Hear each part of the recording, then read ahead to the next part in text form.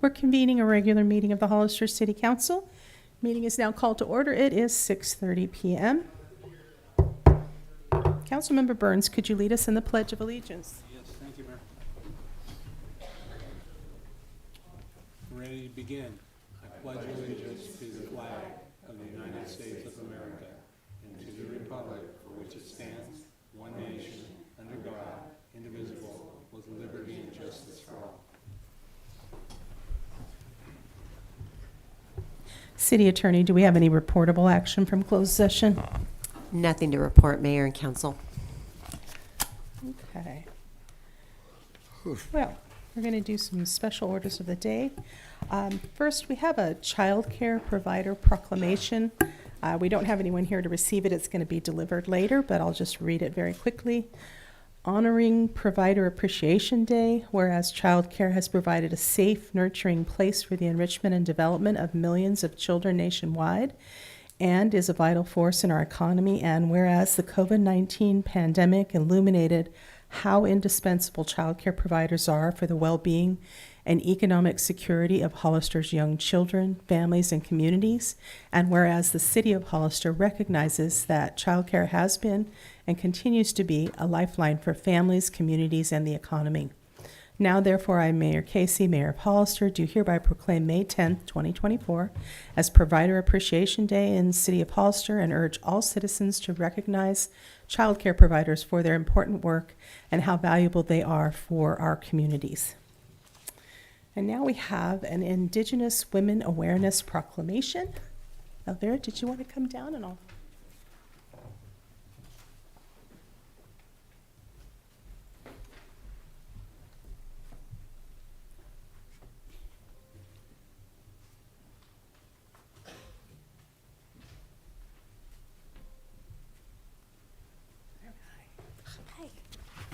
Okay.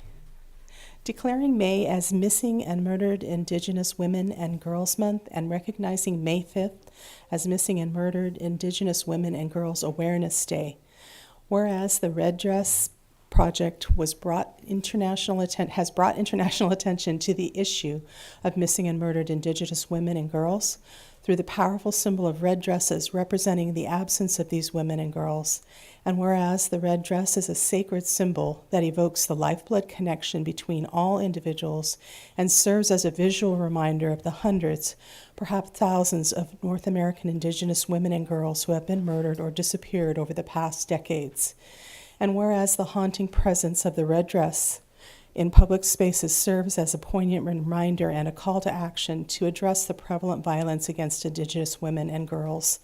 And whereas the City of Hollister recognizes the significance of the Red Dress Project and supports the ongoing efforts to raise awareness around the crisis of MMIWG and commits to participating in awareness to honor the memory of the missing and murdered Indigenous women and girls. Now, therefore, I, Mayor Casey, Mayor of Hollister, do hereby proclaim May 5th as Missing and Murdered Indigenous Women and Girls Awareness Day and the month of May as Missing and Murdered Indigenous Women and Girls Month, and urge local, state, and federal governments to take immediate and effective actions to investigate these cases, support the families affected, and work towards ending the cycle of violence against Indigenous women and girls. Well, on behalf of the Indigenous Nations Diversity Network, I accept this proclamation and thank the City Council for giving recognition for those women that we have lost. Thank you.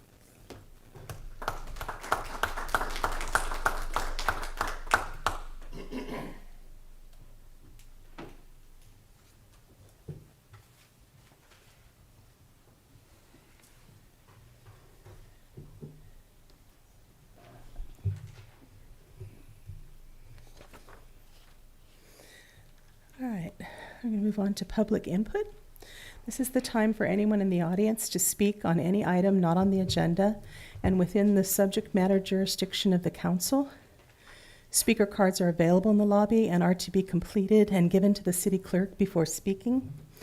When the city clerk calls your name, please come to the podium, state your name and city for the records, and speak to the city council. If you're joining us via Zoom, please click on the bottom of your screen to raise your hand. If you're joining us via Zoom using a cell phone, please press star 9. Each speaker will be limited to 3 minutes with a maximum of 30 minutes per subject. Please note that state law prohibits the City Council from discussing or taking action on any items not on the agenda. Do we have any public comments? Yes, Mayor Casey, we have one speaker, Irene Davis.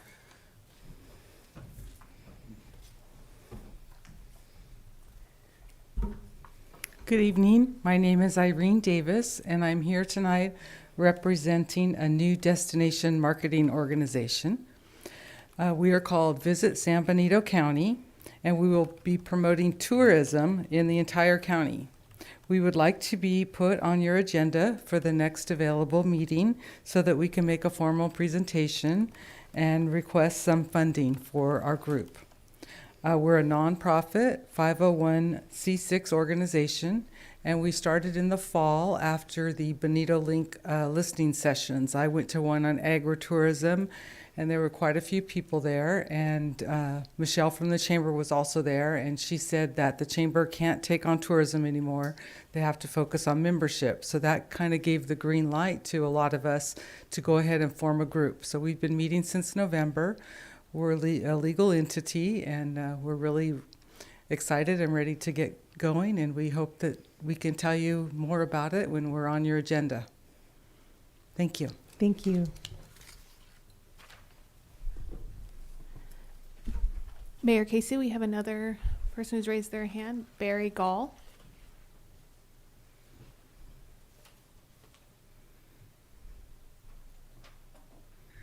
Yes, good evening, Council. My name is Barry Gall. I've been a resident of Hollister for about 8 years now. Recently has been brought to my attention. I visited a website, gtvflyers.com, and also I went to nyc.gov and looked up oral circumcision, and I found out that rabbis are allowed to place their mouths. Okay, so this is the city attorney. You can speak to matters that are within the purview of the city Nigger, white council. This fucking- is your first warning, otherwise you'll be cut off. Fuck you, bitch. Okay, Nigger cut him loving off. He's been warned. The next public speaker is Roman Chadwell.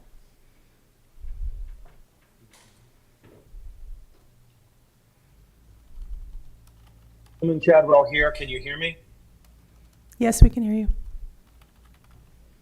Fantastic. I'd like to speak about the pride flag this evening. It appears that a child predator designed the most recent pride flag. Research has shown that rainbow colors attract the curiosity and delight of children. So while luring our children with a dazzling rainbow-colored smokescreen, these child predators attempt to explore children's anuses. Okay, Most your recent- comments need to be within the purview of the city council. That's not within the jurisdiction of the city council. This is your first warning. Next comment, you'll be cut off.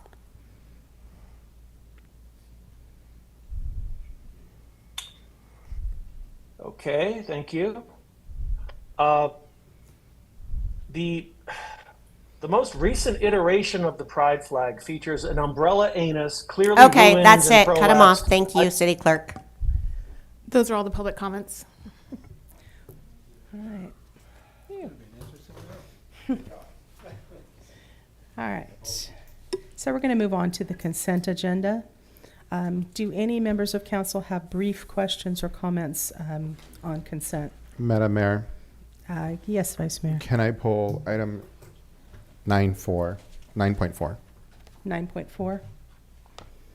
Okay. Any others, or are we good?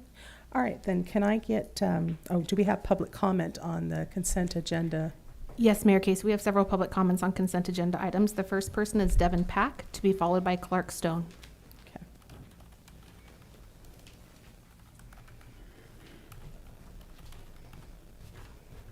Good evening, Mayor. Good evening, Council. I'm here to speak on the issue of the repeal or revision of the city's campaign finance measure reforms.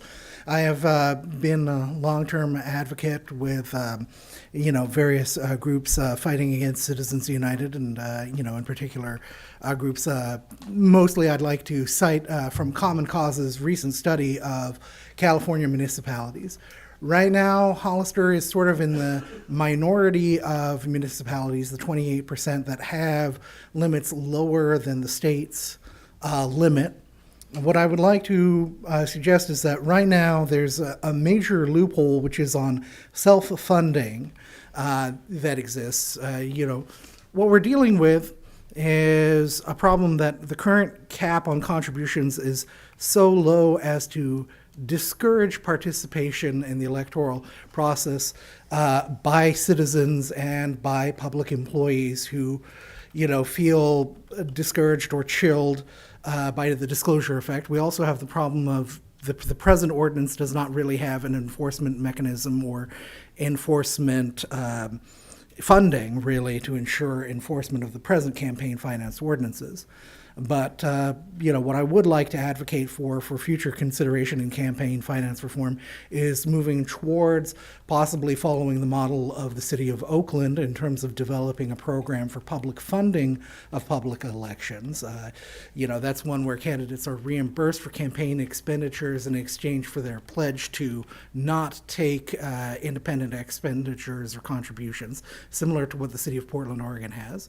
And I would also like to advocate that the city council in the future consider whether, as well as a cap on private contributions to campaigns, whether there should be reduction on self-loans and self-finances, because presently the current campaign finance structure, basically it discourages members of the public from offering grassroots support to candidates, but it doesn't have anything to deal with the loopholes of wealthy individuals who just want to run for office and who have the wealth. So the present ordinance creates an imbalance in favor of the wealthy, and which discourages grassroots and citizen participation in our elections. And so I would like to argue for its revision or rescission. Thank you. Thank you. The next public speaker is Clark Stone, to be followed by Heidi Connor.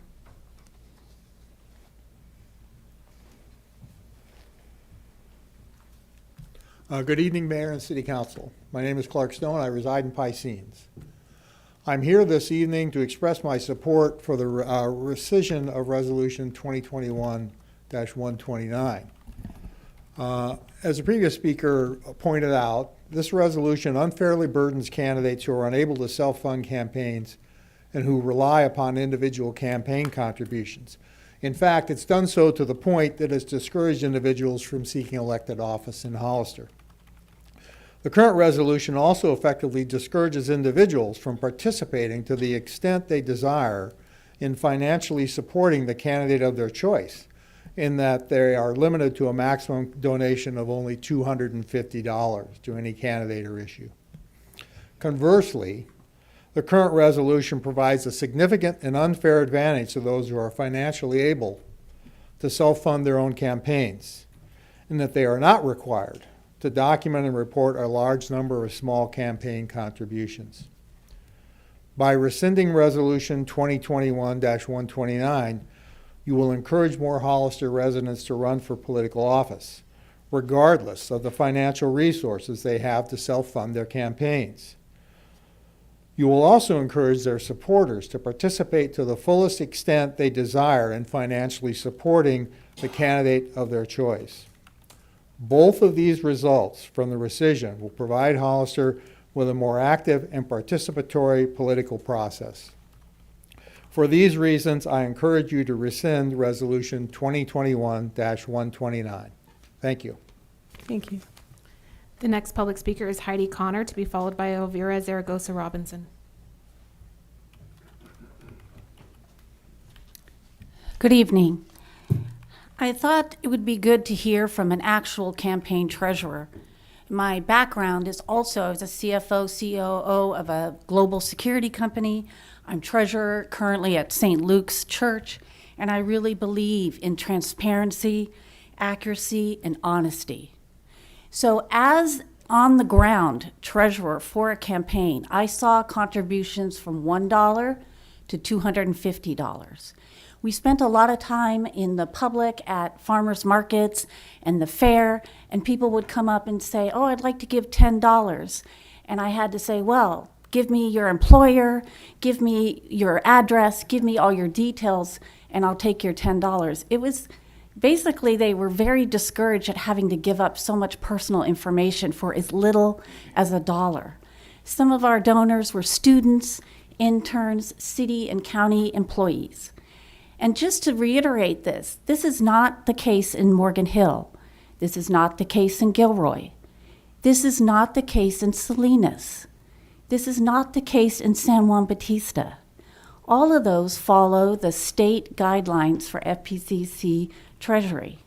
So it feel like Hollister should just jump back in to where it should be and giving, as the other speakers talked about, more grassroots campaign and more money available from very small donors who want to get involved. Thank you so much. Thank you. The next public speaker is Elvira Zaragoza Robinson, followed by James Connor.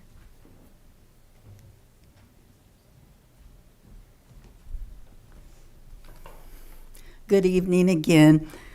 I'm speaking on item 9.6, and that's the resolution in support of the Native gathering that we're going to have September 7th and 8th. And I'm honored and grateful for the donation that we're receiving, the $6,000 from discretionary funds from the mayor and also from Rick Perez. It's so touching to know that we have support. As you know, I've been a lawyer here for many years, over 40 years. And now at this age, I'm able to spend more time on my culture and my background and history. My aunt, as you knew, Jo Barrios Wadan, was a librarian here for 25 years.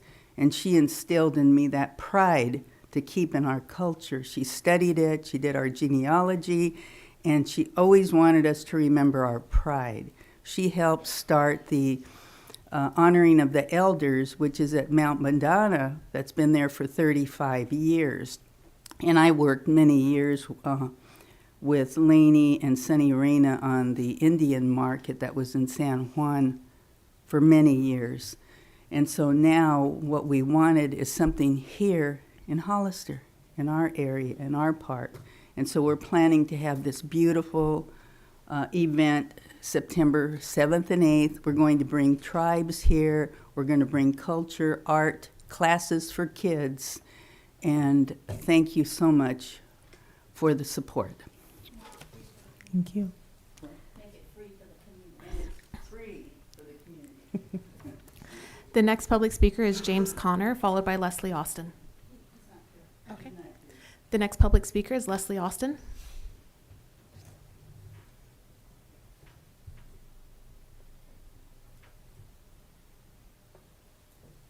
Hi, I see that the council is taking public comment on 9.4 now. However, quick point of clarification, if the council is planning to take public comments again when the item is pulled for discussion, I would like to offer my comments at that time. Can someone clarify, please? I think we're taking comments on all consent items now. All right, thank you. Hi, I'm Leslie Austin. I'm a San Bernardino County resident. I'm calling in support of the council's resolution to rescind Resolution 2021-129, which would essentially require the city council candidates who are running for office to adhere to statewide campaign contribution limits and reporting requirements.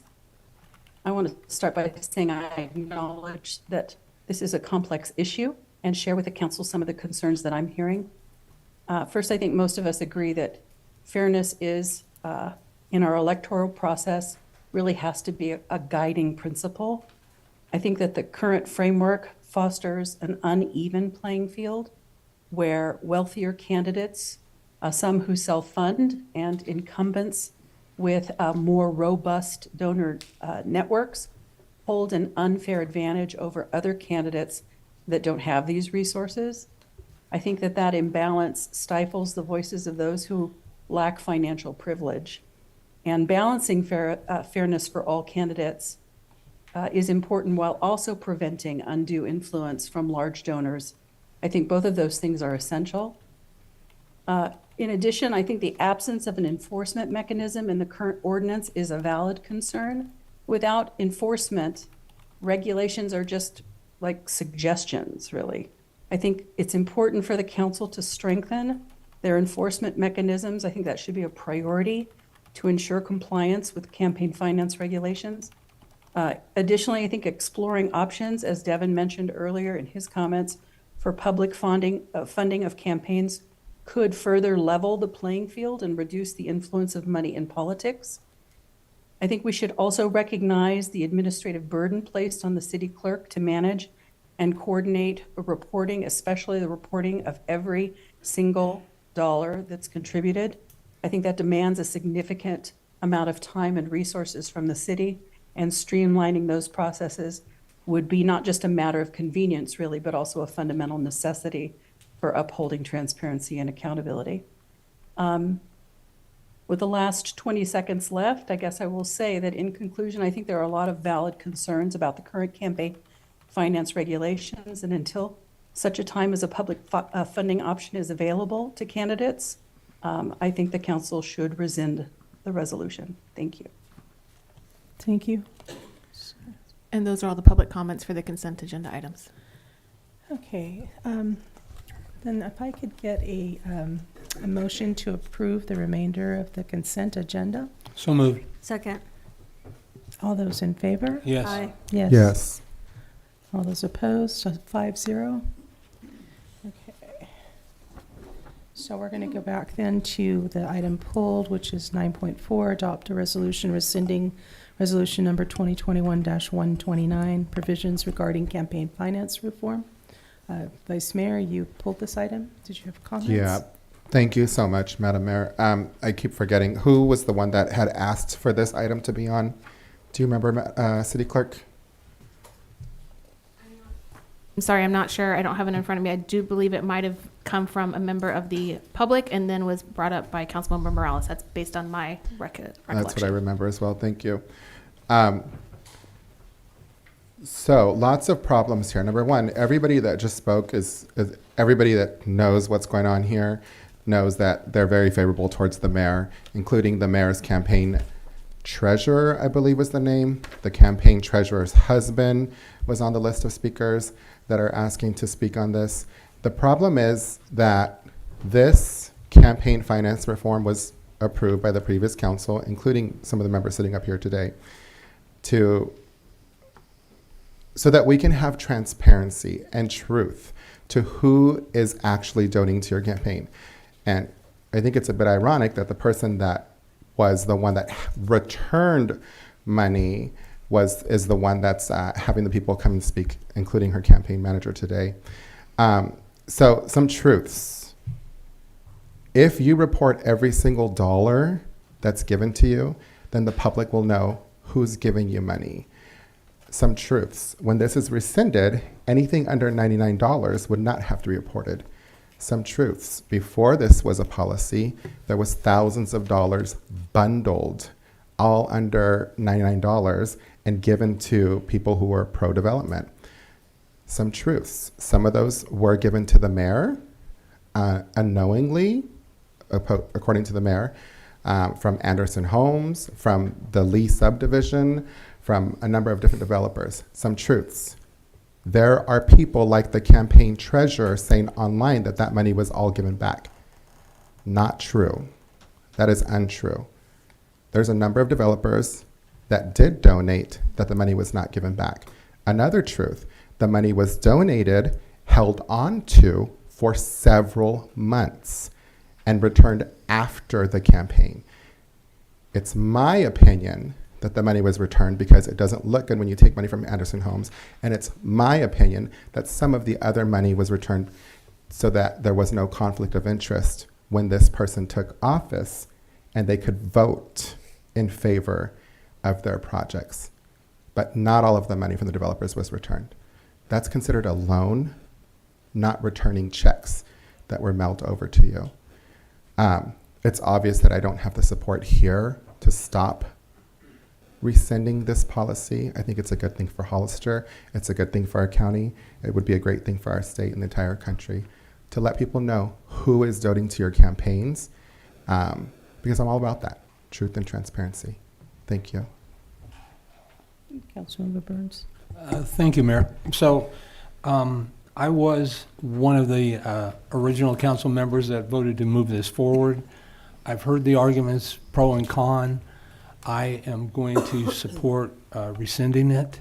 And my rationale behind that is simple. I am a self-funded candidate, and I am anything but wealthy. And I don't think it takes a lot of money. I think it takes a lot of your effort to get elected and a lot of the community support. And so I don't think money is a major element in a campaign on a city council level. I think it's more about the candidate's background and their commitment. Now, having said that, when we approved this the last time around, one of the things that didn't dawn on me, frankly, was we really did not have a capacity to enforce it, and the FPPC does. And so why would we contradict state law when there's already a functioning process?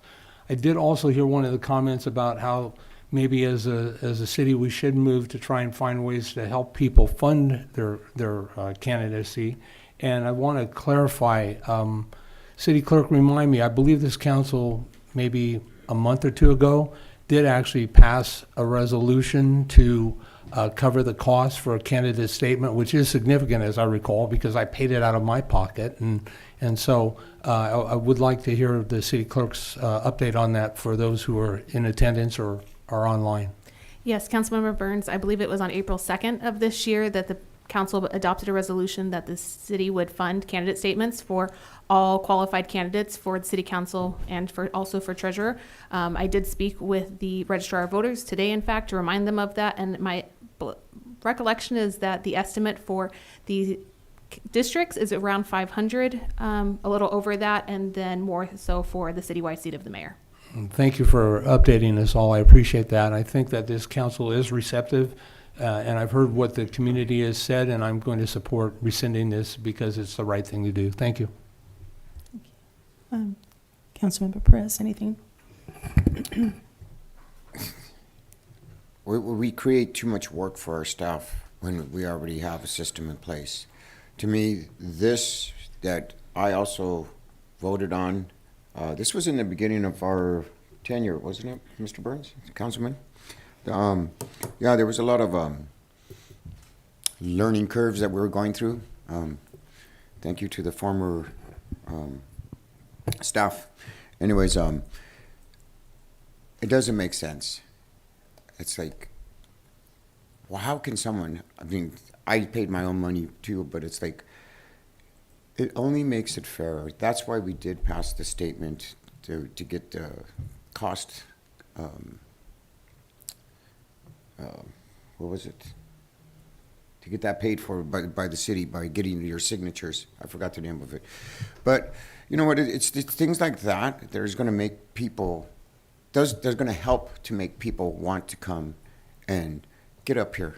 Because it's not really that easy sitting up here looking at you guys, looking at us, looking at you, looking at us, talking about things that really matter to our hearts. And when that's part of the mechanism that was in place for these groups, it's all political stuff.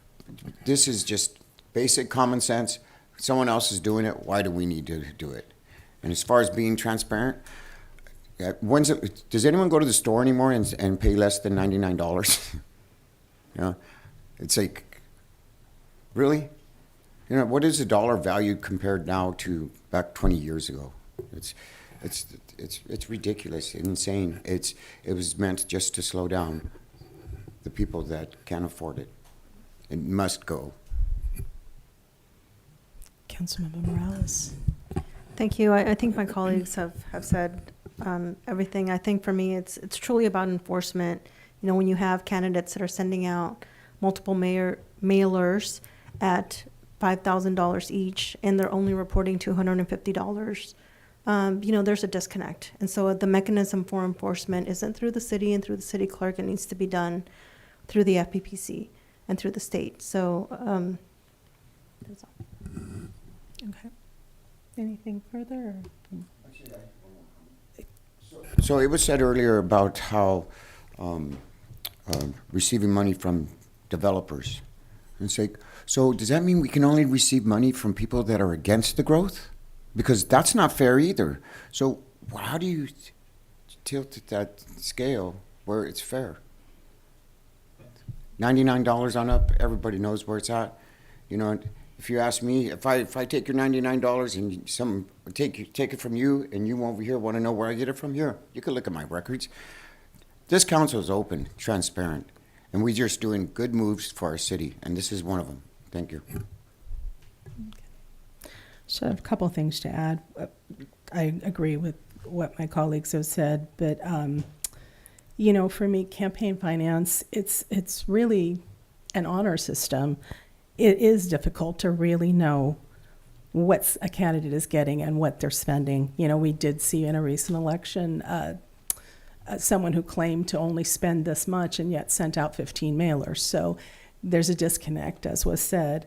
And also, to me, I think that there is a huge loophole when it comes to self-funding, because while I believe some have on this council self-funded, I also believe that that's where corruption can lie, because you don't know where that money's coming from. They can say, I'm self-funding, but they may be taking cash. So to me, that's where the corruption is. It's hidden, where the money truly comes from. Nobody's looking in your bank account to see, is that really your money, or did someone give it to you and you're claiming to self-fund? So, it really is an honor system thing. I really resent the continued non-truth. I know there was a lot of truth words up here, but regarding my campaign manager or treasurer, I was very transparent in every donation I got.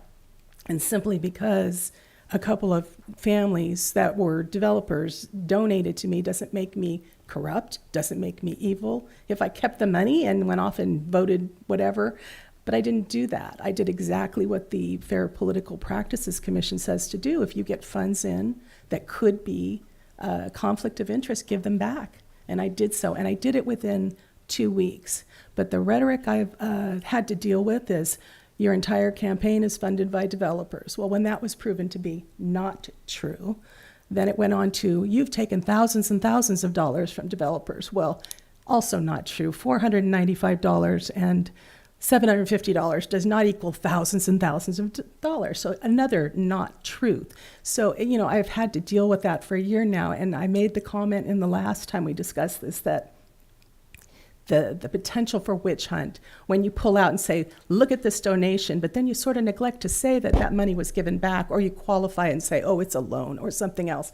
I mean, that's just political rhetoric and witch hunts. And so, yeah, I mean, aside from all of that, I do agree that there's no enforcement to this ordinance. And it was said in the last discussion we had that, well, letters were sent out to the Attorney General and also to the FPPC to enforce. Well, I went back and looked at one of our earlier council meetings when this was being discussed a few years ago. And there was an expert attorney who was answering questions for council. And one of the things he said was that when a city makes its own rules up about campaign finance, the FPPC will not enforce it. So sending a letter to the FPPC is useless. I do agree that it really does create an uneven playing field. If you have a wealthy candidate or even an incumbent who has leftover funds from a previous campaign, they can roll as much of that in as they want. There's no limit, and there's no limit to a wealthy candidate. They can pour hundreds of thousands in if they wanted to. I've seen a local candidate who's poured $15,000 to $30,000 per year for a $7,200 a year job.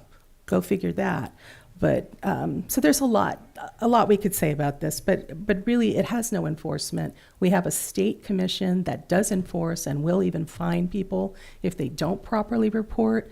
And that's what the county uses. It's what many municipalities use. And I don't see placing the burden on our clerk to have to report every single dollar that comes in. So there you have it. I'm going to stop talking now.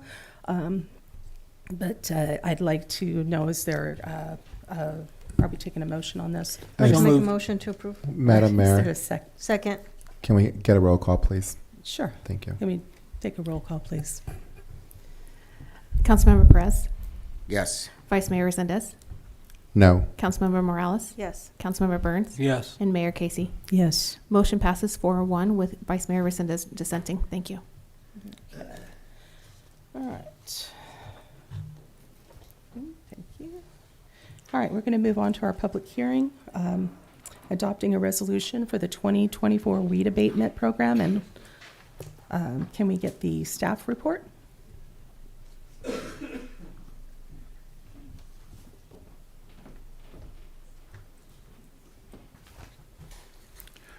Good evening, Madam Mayor, members of the council. I'm Charlie Bedolla. I am your fire marshal. So tonight, we're here to adopt a resolution declaring the condition of certain properties to constitute a public nuisance, ordering the abatement of weeds thereon, and noticing the public hearing for the receipt of obligations to the proposed abatement. City Council previously adopted Resolution 2024-37, setting a public hearing for May 6, 2024, and declaring weeds to be a nuisance per municipal code, 2.10.050 and the government code section 39560. Authorizes the city to declare properties in the city to be public nuisances and to abate the public said nuisance by causing the removal of all noxious or dangerous weeds growing upon or in front of said properties. This public hearing is to hear objections to the proposed abatement of weeds and other flammable materials existing on said properties. And written notices of proposed abatement and hearing date was mailed to all affected properties in the manner and form required by the law. Okay, so I am going to open the public hearing on this. Do we have any, do we have any questions of council before we do that? Any questions? Councilmember Burns. Thank you, Mayor. Chief, I do have a few questions. I noticed that if we do the abatement, as I understand it, there's a $250 administrative fee that is passed on to the property owner. And so I'd like to know how we arrived at that $250 fee. I want to say that was an administrative citation fee. Okay. That's how we determined it for getting a citation. For not that, so we'll issue out a citation, and that's where the fee came from. The So is it a fee or is it a fine? it's a I don't want to put you on the hook here. although it's a fee and the fine for it. I mean, it's recovering our costs, but that's how the fee was determined. Right, and so, city manager, I'd like to understand more about the actual process, how we arrived at that number that I don't know. I've not seen where that's codified somewhere. And so, I would like, moving forward, to ensure that we are truly recovering our actual costs for going through this exercise, because it's an annual event that happens, and it does require staff time consistently from what I've seen on my 3 years on council. And so more about process moving forward. I've expressed this in the past, but to different administration, and so I'll stop with this at that unless there's something you'd like to add. Yeah, I'd be happy to work with the city attorney's office to look at that going forward. Okay. The 250, it is my understanding, was set at the minimum administrative citation level. And Okay. so, depending on the size of the property, if we're using our third party, it could be all over the map, so. I get that, and so in most of my experience, there's always a fee study that supports the cost moving forward. I would be amazed if $250 covers our actual staff time. I find that probably lower than what our real costs are. And I'm not out to slam people, but on the other hand, I am out to ensure that we recover our taxpayers' monies that are spent in this area, so. Yeah, because there's the administrative time to administer the actual program itself, and then to go out and actually do the work is a whole nother piece, exactly. so. And so, Chief, one of the things I couldn't help but notice on the list that you sent out was, as I recall, there were 4 properties that come back to the city of Hollister. Can you talk to me about those properties? I'm kind of troubled by that, candidly. You don't need to be troubled by that. That's just a notice to saying, hey, it's time to mow the weeds.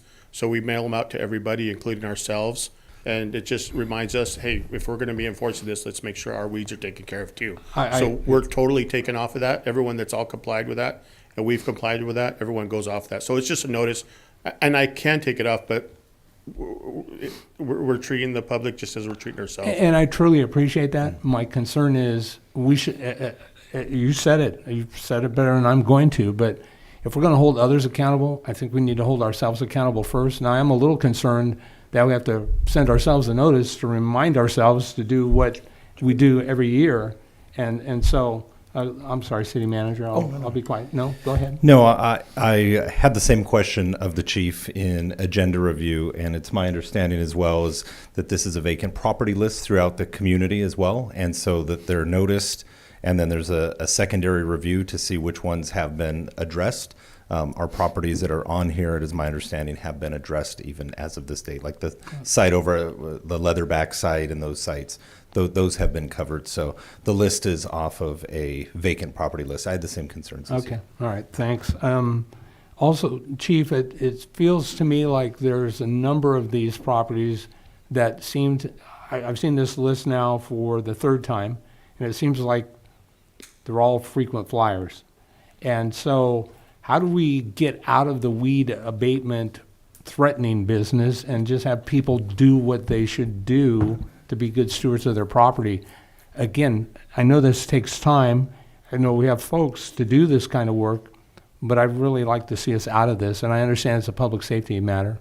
And it's something continuous. We continue on throughout the year. It's not just at this time, but we do hit the vacant lots, and people do build upon their lots, so they do make it off their list. I mean, there was the new development over there on East Park Street. We left them on the list because they still had some development that was not developed yet, so they stay on the list. But it's something that we do continue. Actually, weed abatement is all year round. So this is just the formal process, but we continue throughout the year. And it even tells them, maintain your property lines and fence lines throughout the year. And code enforcement has also helped us out, and we started citing people now. So Okay. we're getting a lot more compliance with that. And Nice. honestly, we just have a zero tolerance because the fires are starting more frequent and so lasting all year round. I mean, I had the question is like, why don't we do it earlier? Why don't we start sending these out earlier? Well, we haven't done it we have done it in the past, but we kind of not play with the weather. We have to ride the weather to see how it goes. And as you all know, it just rained hard again on Saturday night, but that was already past that deadline. So we could only predict so much and extend it out so far. So I think we're at a good point right now.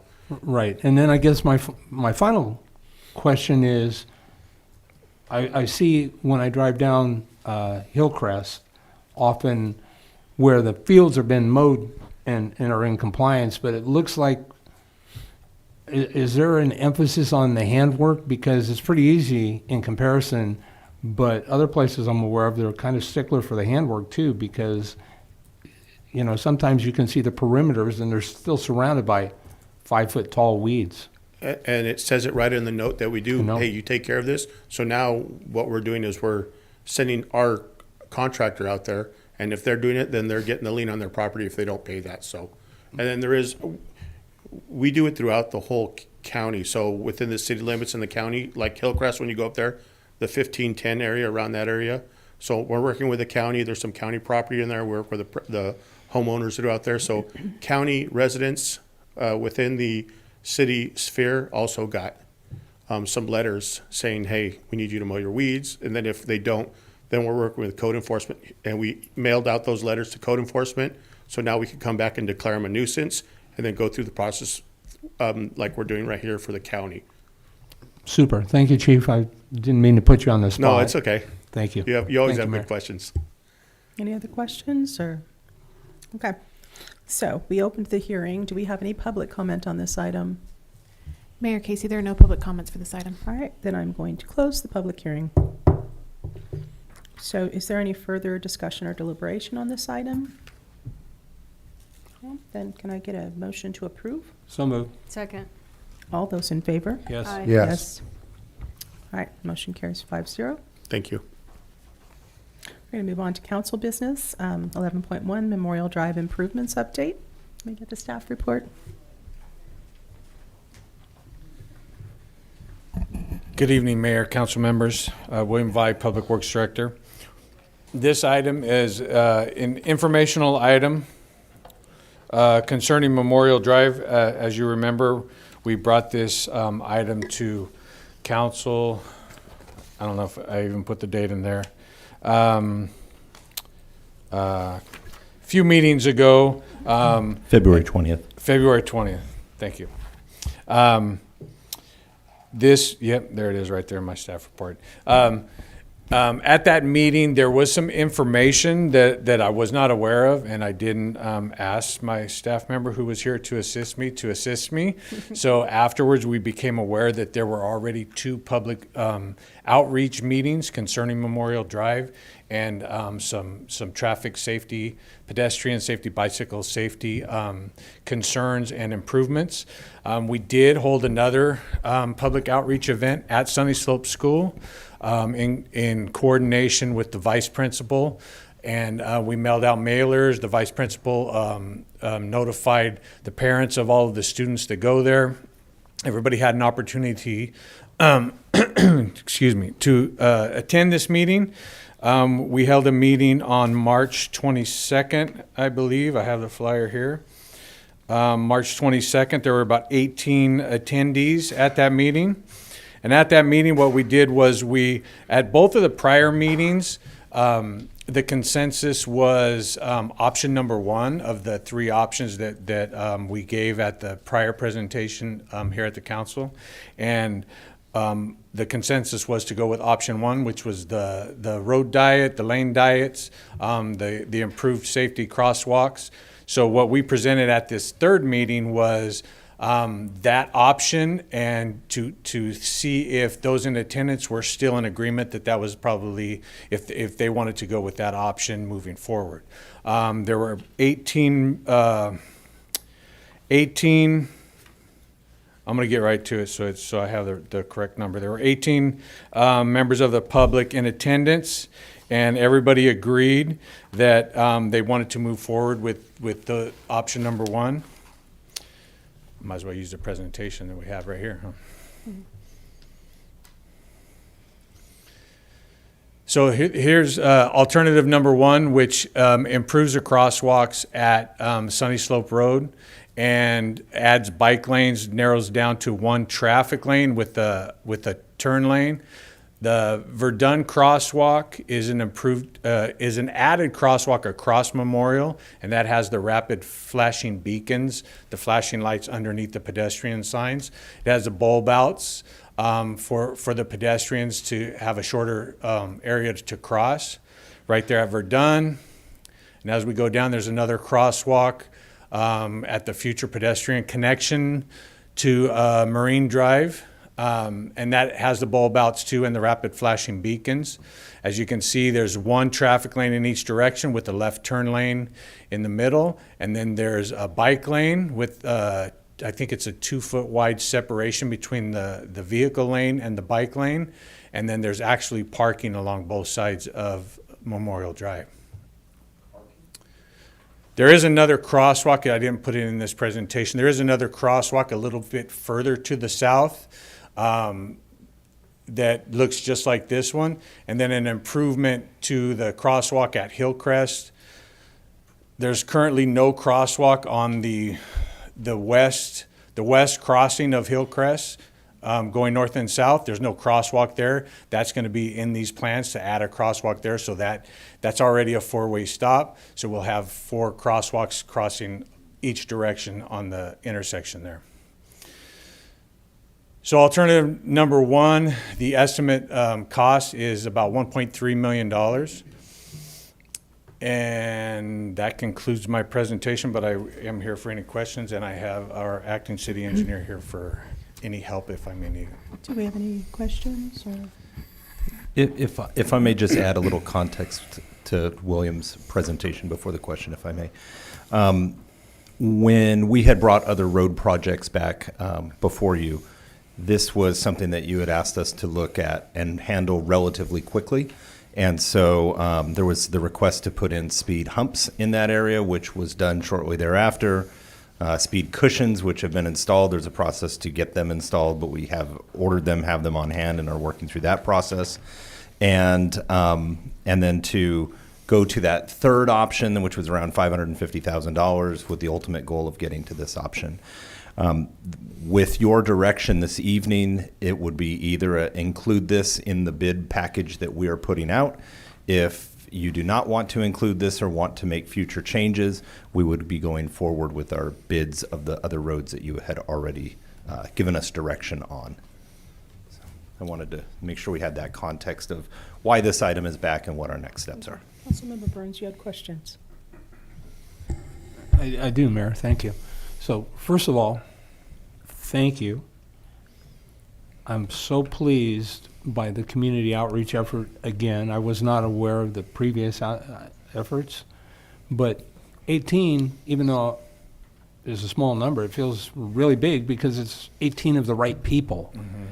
They're associated with the school, whether they were administrators or whether they had kids, and that's really critical. I really like the idea of what I've seen in option one, is it feels like it runs all the way at least till Hillcrest. What are there any? Is there a potential to continue that between Hillcrest and Meridian? Seems like that's just kind of the forgotten piece in this. Are we gonna make it consistent, or are we gonna just abruptly stop it? I've seen that in some other areas, and so that's of some concern for me. So for this plan, for what we looked at for this, it does stop at Hillcrest. It gets a little bit different between Hillcrest and Meridian. It's a little bit different neighborhood. There's not long stretches of no driveways or cul-de-sacs that go off of there. So it would be a little bit different, and we could look at that in the future, what could be done down there.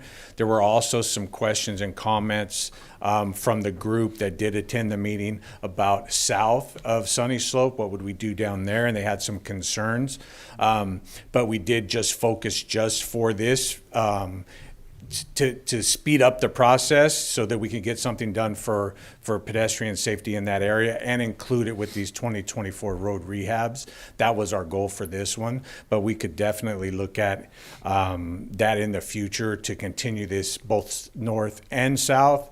And going north, the Memorial Drive is going to extend to Santa Ana once that development gets done. So we'll be able to connect and take it all the way if that's right. No, and I like that. What I don't want to do is throw a monkey wrench in to slow down whatever the council agrees is the best decision moving forward for Memorial in that particular area. Well,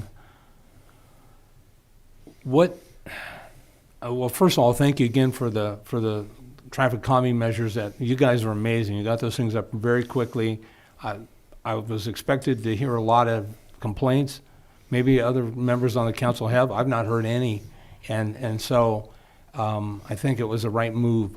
But what's the time frame, assuming this council chooses to move forward? We're in May now. Is this something that's going to take a year and a half, 2 years? What are we really looking at to get this thing to the finish line? Our timeline to put this project, this being part of the larger project, out to bid is within the next 2 to 3 weeks. Oh, nice. And then we'll advertise, and then we should bring it back for award probably the first meeting in August because of the July recess. And then all the construction, I think our estimated timeline is December, late November, early December, something like that for everything to be done in that whole project. Amazing. I hope we can hit those deadlines. I hope you've under-promised and you over-deliver, but thank you. Thank you, Mayor. I'm done. Vice Mayor, do you have questions?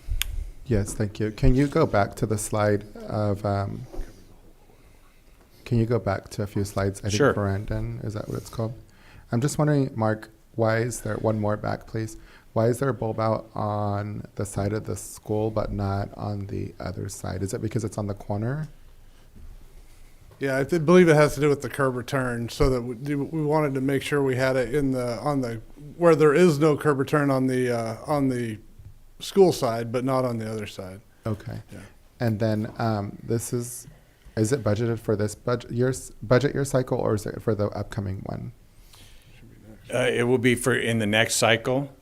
We were originally going to amend the budget to get it started this year, but throughout delays, by the time we get it all done, we won't need any further money other than the design until next fiscal year. Okay, and then we're still gonna do the speed humps, then the speed tables, then this, because that's the direction of the majority of the council? We have the speed cushions installed. We do have the speed tables. We ordered those and we have those. What happened with CUPCA, the California Uniform Public, I forget what all the accounting is, our limit is $60,000 that we can do with staff. That's combined materials, equipment, labor. The speed tables themselves were $66,000. So to get the speed tables installed, we would have to go out to bid and put those out to bid and then award a contract and then get them installed. So by the time we got the speed tables installed, we would probably be pulling those out. We can do that if that's the direction the council wants to go.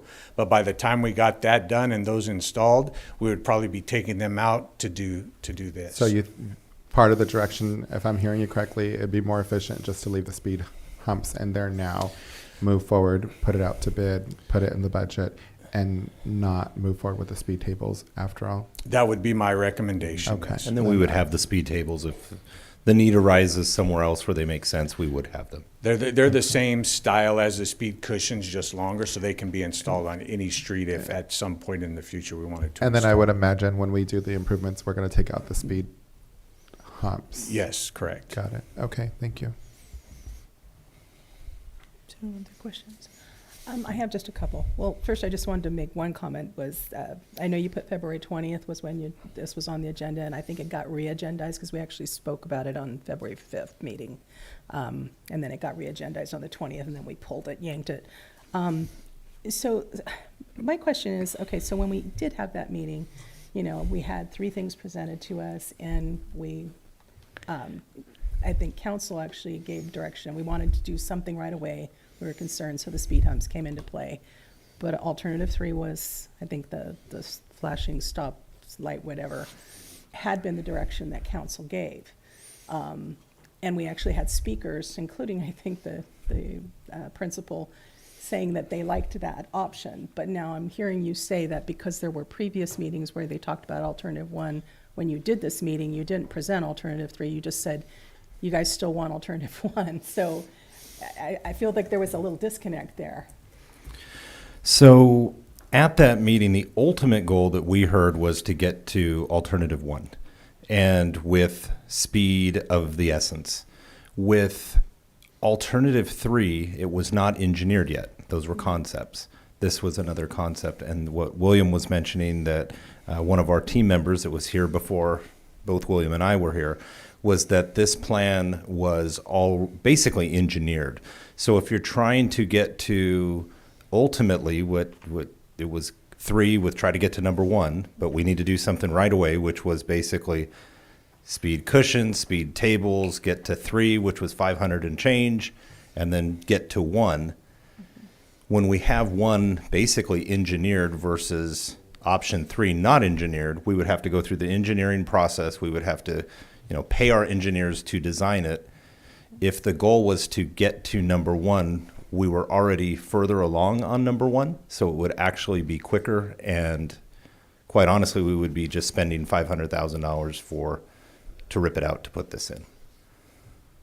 Yeah, I hear what you're saying. In reviewing the minutes and hearing what the consensus of the council was, it wasn't to just choose option 1. I didn't get that, so maybe I'm not hearing right, but I thought that I saw that as the direction we gave. But neither here nor there, it sounds like you had people come reiterate that they wanted an alternative 1. In looking at this, I would like some clarification, though. Are we still dealing with rubber bumpers and bots, dots, and things? Or are we actually doing a full-fledged plan? Because no, there's no rubber bumper. The bulb outs are concrete. So we're doing concrete. They're a little bit of a modified bulb out because they're not solid to the curb, because then we got into some drainage issues as the engineers were surveying and checking it out. So they are concrete bulb outs, but instead of being solid connected to the curb, there's a flow for the stormwater to get through there. It's just like the width of the gutter pan that you see on the side of every street. But there's no rubber bumpers, no, my understanding, there's no delineators. It's just, it's pavement markings, straight lanes with left turn lanes in the middle. Gotcha. So I was looking, because I had asked to see some of the older stuff since I wasn't here when they were first, and there was a traffic circle and all of that, and there was here's the earlier version, and then there's a near term and long term, I heard. So we're not doing that anymore. This is just, here it is, this is what it is, and that's what we're doing. Yes. So is there a roundabout or traffic circle, or no? I don't remember seeing a roundabout or traffic circle. I think that might have been the earlier. Is there one? I think you're talking about at Hillcrest. I think that's where I saw it. It was an option So it's that we're not implementing right now. Thank you. Yes. I appreciate that. I think that's all the questions I have then. Do we have public comment on this item? Mayor Casey, there are no public comments for this item. Okay, so I want to bring it back for some further deliberation. Rick, do you have any comments or anything? No, Councilmember Burns? I support alternative one. Okay. I think we should, I guess, move ahead. I'm glad to hear. I will say that, sorry, I've been yelled at for not talking into the mic. My husband doesn't like it when I do that. I just want to, we've had sort of a mixed bag with some of our traffic calming, and I've been getting complaints about Cienega Road, where the little rubber things are breaking apart, and most recently, some of our traffic circles, which have bricks, are now growing weeds, and when are we going to clean that up? So I'm hoping that we are moving away from all of the, I know it's less expensive, but then in the long term, if we're having to replace and do maintenance on, weeds, I hope that we're moving toward something nicer, even if we can't do as many per year, if we can't budget, maybe do one a year or whatever. I just would rather see us do some real quality streetscaping and complete streets, so that's the only comment I have. I guess we're just This getting, is all, the pavement markings are markings, but the bulb outs and all that are permanent. It's concrete. Mhm. And we did take care of those weeds today, I think, in all of the areas where those. except Lad Lane is sprouting again because of the rain. Just so you know, I think it's going to be a continual thing that you have to deal with. I did see so you're going to have a raised crosswalk there with flashing lights on the sides. Is that? Here at Verdun? I think you mentioned it somewhere there, but is it actually raised a little bit, or it's not raised? It's not raised. It's just striping. The center median is, right? Yeah, well, the center, yeah, so that's a curb in the center. It's a refuge area for if somebody gets halfway and they see cars are coming, but the crosswalk itself isn't just a pavement I've just level. seen some crosswalks And that that's- are raised that's a up. speed kinda, table. That's what you see it's a like lot a of those speed built-in tables, yeah. one. So okay, all right. So do we have some? What's the council's wishes as far as this? Just move ahead. Madam Mayor, I just don't know if we got consensus from the council about the not moving forward with the speed tables or not, but I would imagine it's got to come back for a final adoption anyway, right? You're just looking for direction? So we had direction on the other items. So what we would do is we would put this into the bid package, put it out to bid, and then come back with the awarding of the contract if we receive a successful bid. Okay, so I don't know if that was clear or not. Yeah, I don't believe we have clarity on that. I definitely support. So you're talking about not putting the It's the speed tables in. It's tables. just leaving the speed humps until we get that work done. And okay, any thoughts? I see. Everybody's okay with that? Yeah, I Okay. see consensus. Did we actually purchase those? The Tables, yes, we so have it's those. possible they could go in front of Lad Lane when we talk about that item. It's possible, but we do have the speed cushion policy would be the same for the speed table policy. I would assume we didn't put speed tables in that policy, but there is a policy on how those get installed, correct? Okay. So I think you've got direction then. Okay, thank you. I'm gonna stay here though, because mine's the next one. Let's see. Yeah, that's right. We're going to move on to 11.2, domestic wastewater treatment plant operations. Go ahead, take it away. Thank you, Mayor and council members. William Vi, Public Works Director, here again. This item is a report and then asking for direction on how to move forward with the operations and maintenance of the domestic wastewater treatment plant. On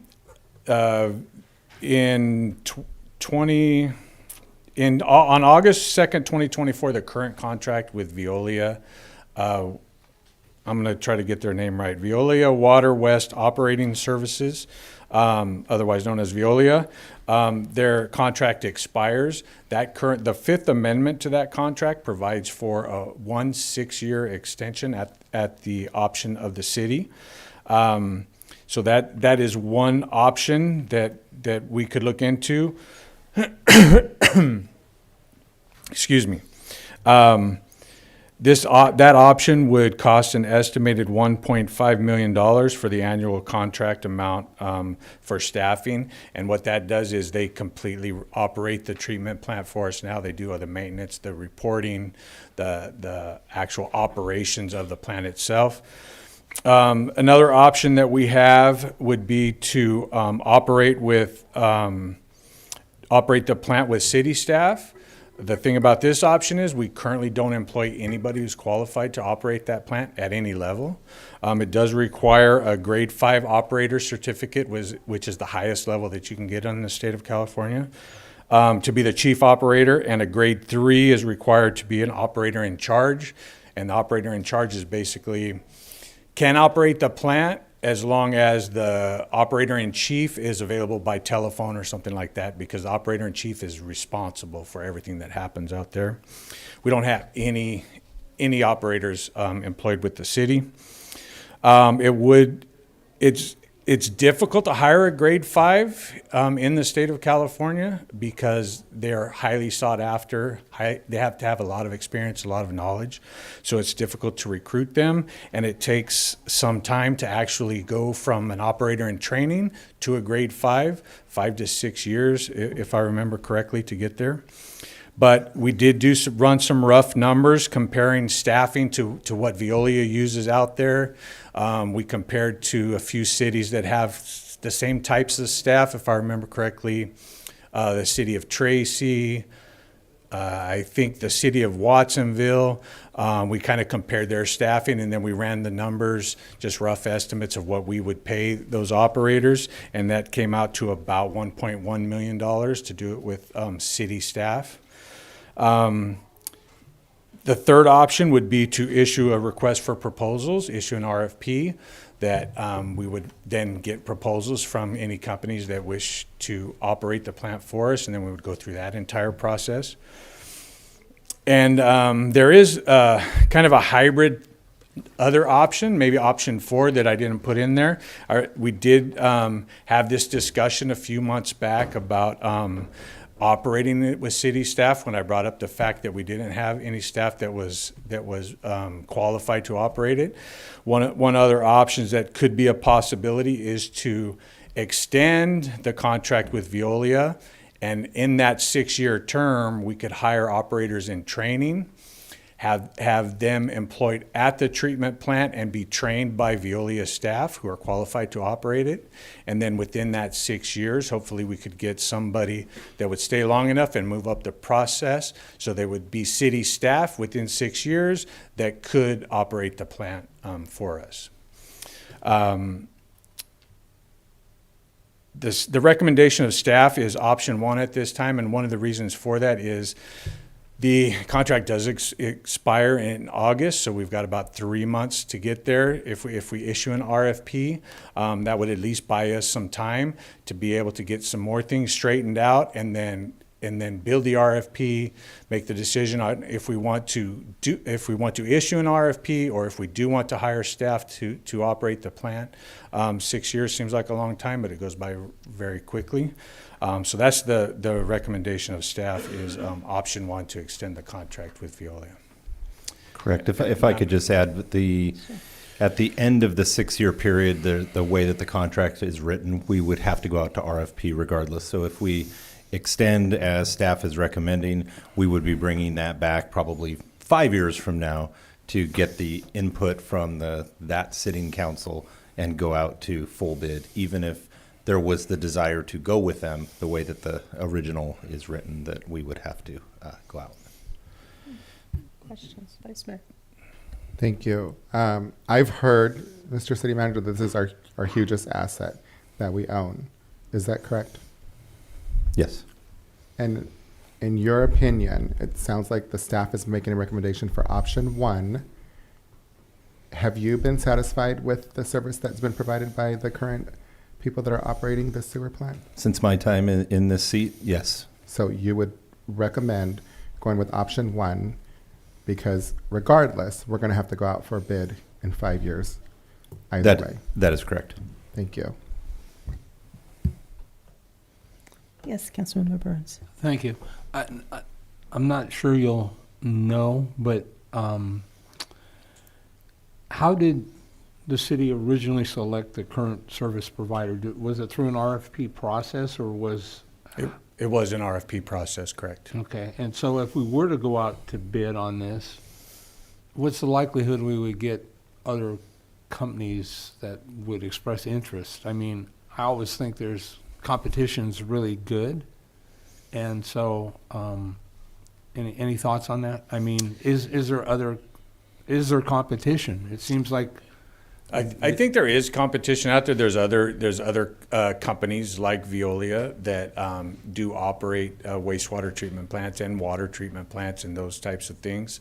There are some relatively local. I can't remember the name of the one that operates the one in Gilroy, but there could be some competition. It just, do they have the staffing where they want to submit a proposal? Are they in the right position to? So it's kind of, you put it out there, and we would obviously, once we do, either way, we're going to have to issue an RFP at some point. I mean, unless we go with city staff, but we would advertise it probably for an extended period of time, not just a short 3 weeks. Probably we would be more like 5 to 6 weeks to give all the opportunity. And with our new RFP process using BidNet, once you put that information into BidNet, it draws up all the companies that are qualified to put in a proposal or bid on that nationwide. And they can see that you've put a proposal out. So it's really wide reaching. And then if we had somebody that we were interested in, if they weren't a member of BidNet, we could send them an email saying, hey, by the way, we got this RFP out. If you're interested, so you can do all of those things through BidNet. And William, I would assume that our local Sunny Slope County Water District would be interested in submitting a proposal when we go to RFP as well. Right, thank you. And remind me, I've reviewed this, but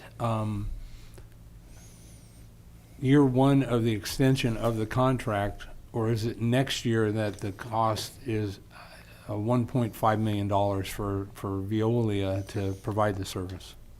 That's an estimated, there's a rather complicated formula that goes into figuring out what the increase is every year.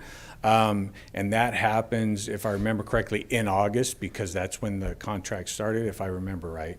But it's based off of the CPI, but it's not just a simple, the CPI was 3.5, so it's 3.5. It's a little bit more complicated, and I can't explain it to you at this time right now, but if I remember correctly, how the contract is written, it would take effect in August, as it has been doing every year since it started. And so I presume within the contract, and again, I don't recall seeing it, but is there an escalator in there that just every year it's just going to boot up according to the CPI and the other agreed upon elements? So yeah, the CPI is the driver for how much it increases, and then there are other factors that go into that formula on how much it goes up. It's not just the CPI. I think there's a couple of other things in there.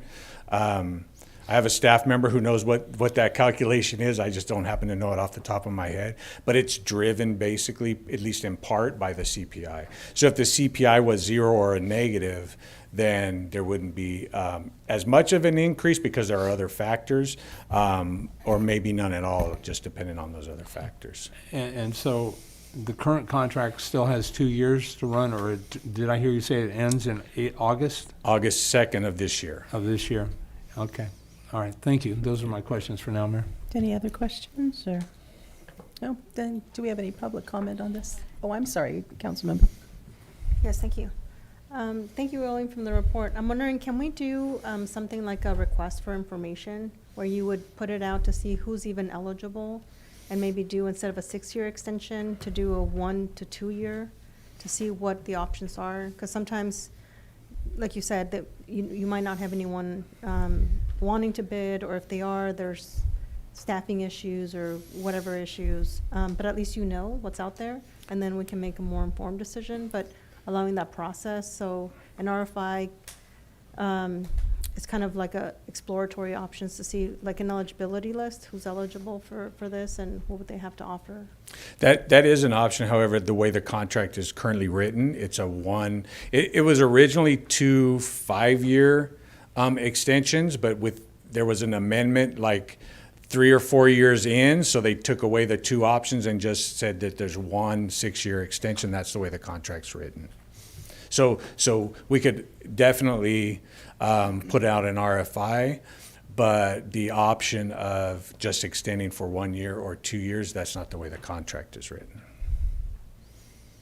So it sounds like we would have to extend even if we were to pursue anything in the future, just because the contract's going to be running out in August. Yeah, at that point, we would probably have to negotiate with them to do a month by month or a 6 month or something like that if we knew that's the direction we were going, unless I could get an RFP out by like tomorrow, which I don't have that ready to get out by tomorrow, because then the timeline would be crunched, and if they're still operating the plant after August 2nd and we don't have something in place, then they're not contractually obligated to do so, and then we would have to negotiate with them if we wanted to do a month by month or something like that.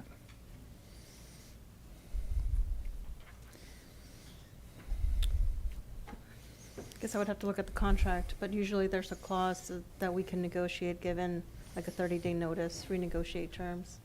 We don't have anything like that. Yeah, I'm reviewing right now. Yeah, I don't recall that in the contract. Madam Mayor, can I suggest that we take public comment and while staff's looking that up? Yeah, that'd be fine. Do we Thanks. have any public comment? Yes, Mayor Casey, we do have one speaker from Drew Lander.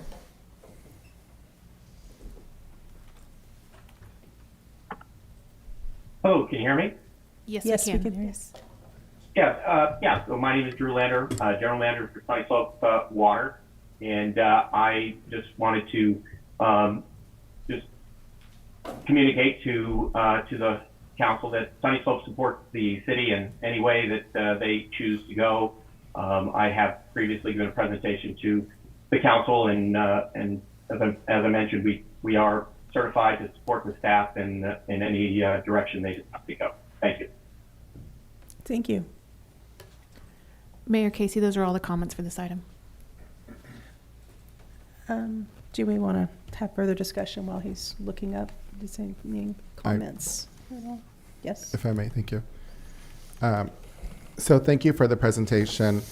I understand staff's looking up whether or not that's an option, but I think regardless of whether that's an option or not, number one, I have absolutely no interest at all in partnering with Sunny Slope Water District and the public speaker who just spoke, mainly because of the debacle that just happened in the industrial wastewater plant. It was a nightmare to deal with. As an elected official, it was a nightmare to deal with when it came to taking accountability from them. And we've all seen what happens when inexperienced and underqualified persons try to take on a job that they're not fit to do.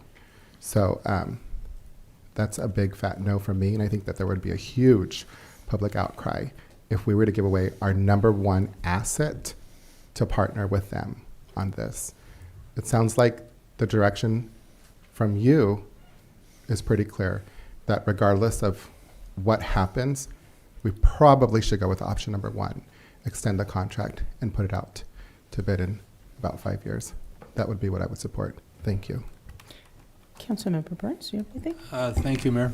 So, unlike Vice Mayor Resendez, I do have an appetite for the RFP process. I won't speak about Sunny Slope Water. I don't think now's the point or the place or the time for that conversation.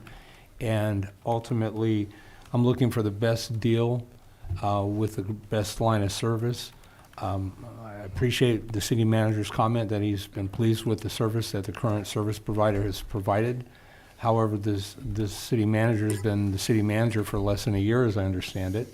And so I'm a little frustrated, candidly, and this isn't with the existing staff, but these are conversations that should be had well before 3 months or 4 months before a contract of this magnitude is going to expire. And so I'm concerned that we right that ship as much as we get the right service provider. And I know that's not the current administration's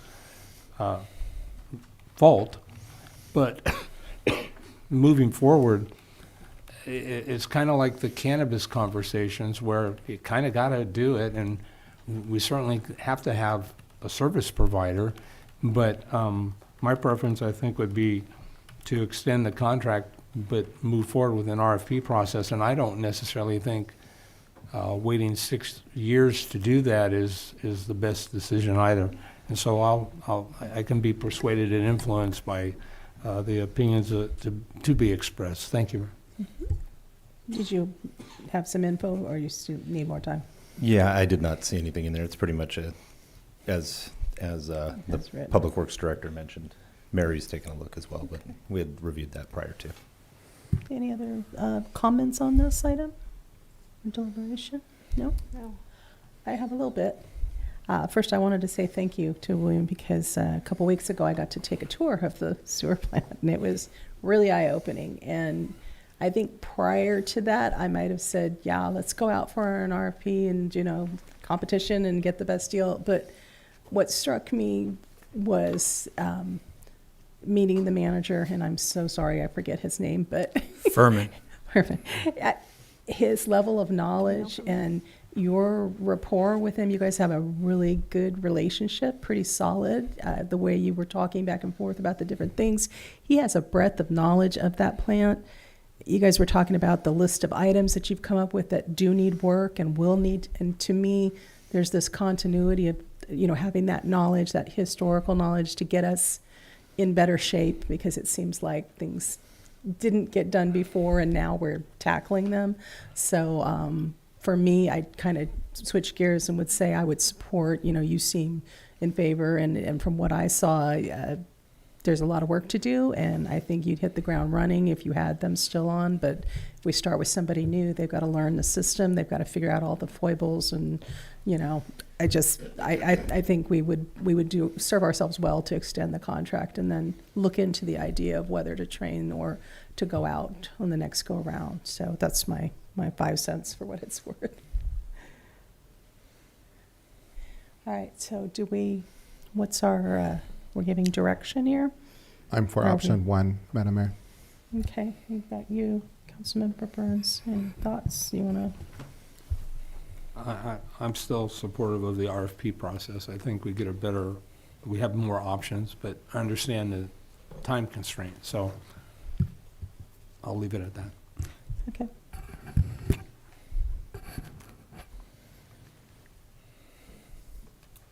I think we have to go with option one. I mean, we're kind of stuck right here. Okay. Councilmember Morales, and what are your thoughts? I think my preference were to go for an RFP, but it sounds like we don't have that option right now. If we need to have some, were you going to say something, Mary? Yeah, you could direct to go with option one, contingent upon me having conversations with Viola's attorney about whether they would do a 1 to 2 year agreement, absent that provision in the contract. If they won't, then we'll just stick with option one, if that's what council would like. Yes. That would be my preference. Thank you. Question, so what would be their, why would they do that? You know, if they've got a 6-year contract and you're saying, hey, let's just do it for 2 years, is it just? Yeah, that's just what I was Yeah. hearing from Yeah, council. no. So It's whatever not that we direction can't council wants propose to go it, in. but- No, I mean, normally it's boilerplate language, but, Yeah.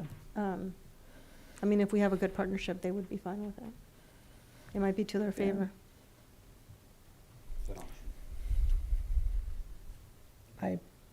I'm okay with option one. I don't know that we've got enough time to go out. We could certainly, if the council is amenable to having city attorney discuss with them potentially doing less than 6 years. You know, you mentioned 4 years, so, or 2 years or whatever, 1 or 2 years. I'm good with option one. I feel like we're just going to kick the can down the road, and that'll give us plenty of time. So I'm staying firm on option one. Okay. Councilmember Burns, it's on you. I'd like to see what our city attorney can negotiate. You know, it feels like we're negotiating against ourselves if we're just going to sign off on this. And for me, I'm not convinced that we've always gotten stellar service from the current service provider. For me, it sounds like we've got very little to lose and everything to gain. So I would support the city attorney following up with their legal counsel. Thank you, Mayor. I think that gives direction. We got consensus, so. All right, I think before we move on, though, I would like to take a short break, if that's all right, maybe a 5-minute break. So we'll resume in a few minutes.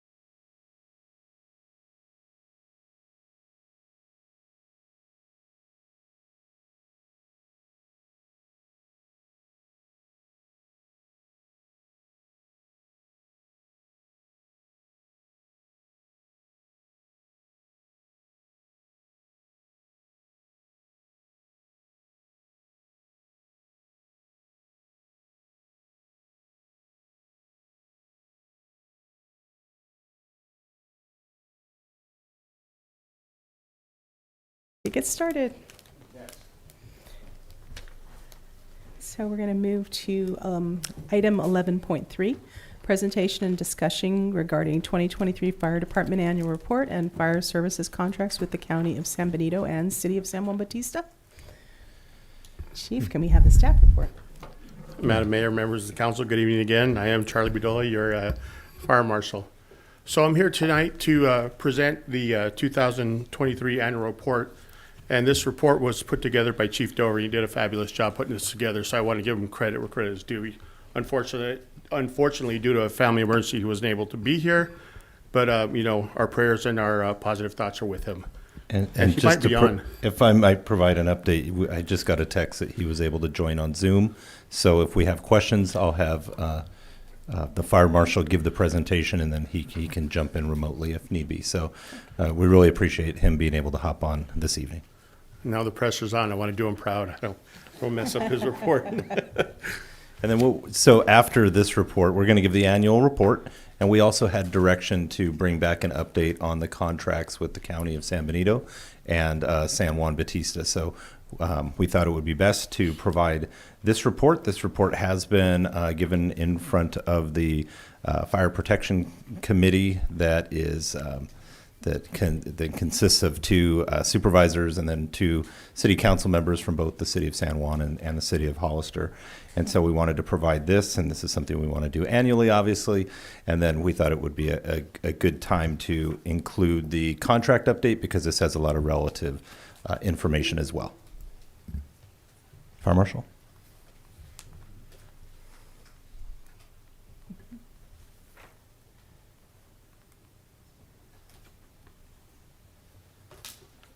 Perfect. Thank you. I won't read it all, but I'll hit the important parts of it. Like I said, 148 years of history. We're coming up on our 150th year. Hollister Fire Department was established December 27th, 1875 to serve the town of Hollister and outlying areas. And I won't read the rest, but in July of 2013, due to budget restraints stemming from the recession, the Hollister Fire Department, San Benito County Fire Department, and San Juan Bautista Fire Department were merged together to provide fire services countywide. The intent of the merger was to eliminate duplication of services and to provide a more efficient, more robust fire service countywide. The Hollister Fire Department was chosen as the department to oversee all fire operations and remains so today.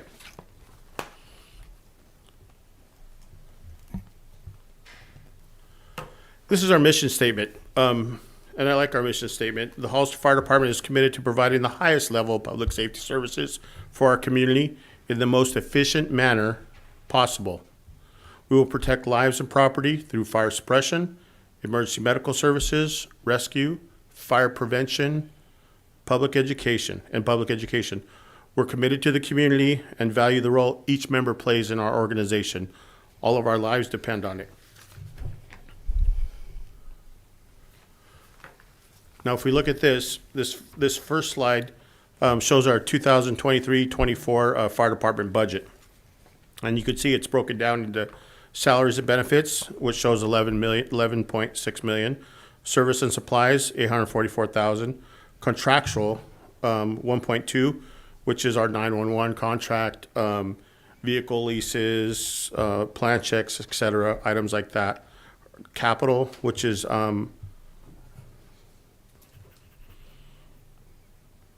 purchasing of our fire equipment. That's our capital, for a total of 13.97 on the budget. So if we look at it, it's broken down from 1920 through 24, and you can see what the actual budget is, and then the actuals are.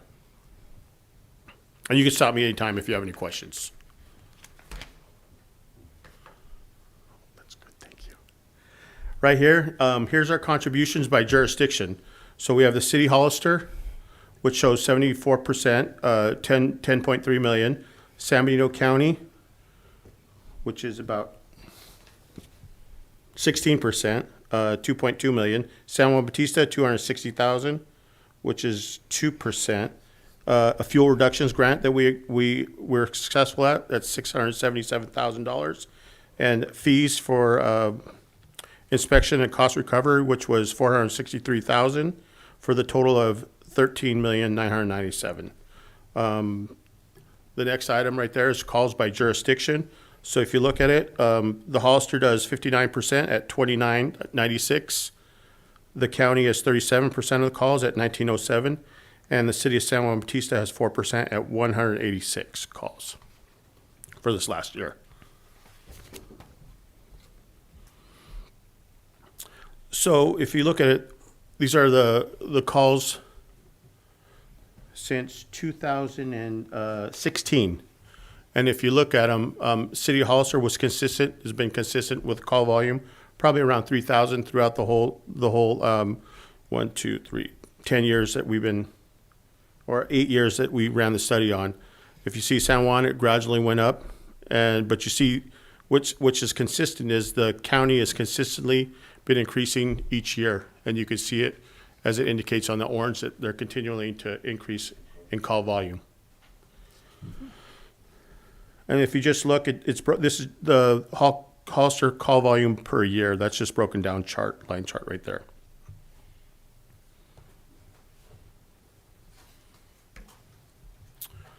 And that's just our org chart, which identifies the fire chief, our 2 support services, the fire marshal, the inspector, and then we have 3 shifts with a battalion chief, which is a commander of each shift with 4 companies, Engine 11, Engine 12, Engine 13, and Engine 14, with 1 captain and a fire engineer and a firefighter on each one of those rigs.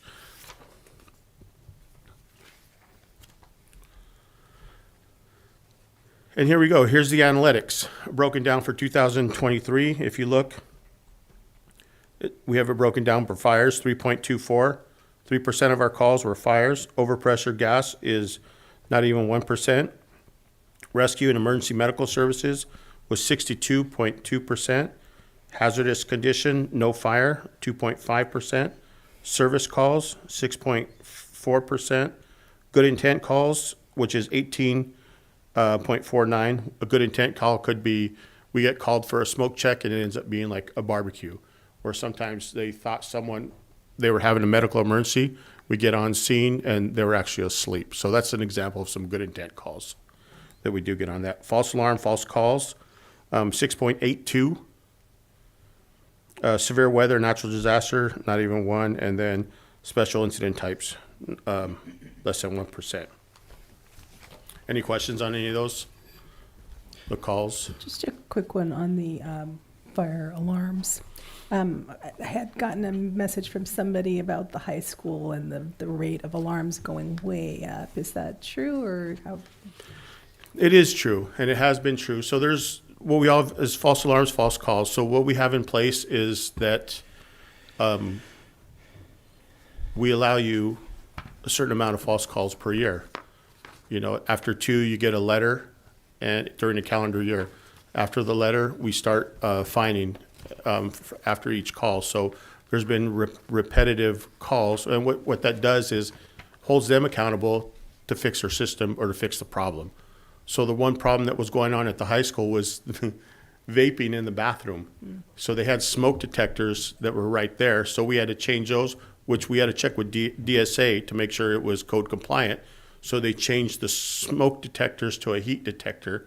So it took a little bit of while to get in there, but we did end up setting them their cost recovery, and they were recovering the cost recovery through the people they were able to catch setting off those alarms. So the high school is working with us. They are understanding, and and that's just one example, because there's many other false alarms that we do, and it resets after the first of the year, and then we continue on through it again. So, which is great, because now we have that ability.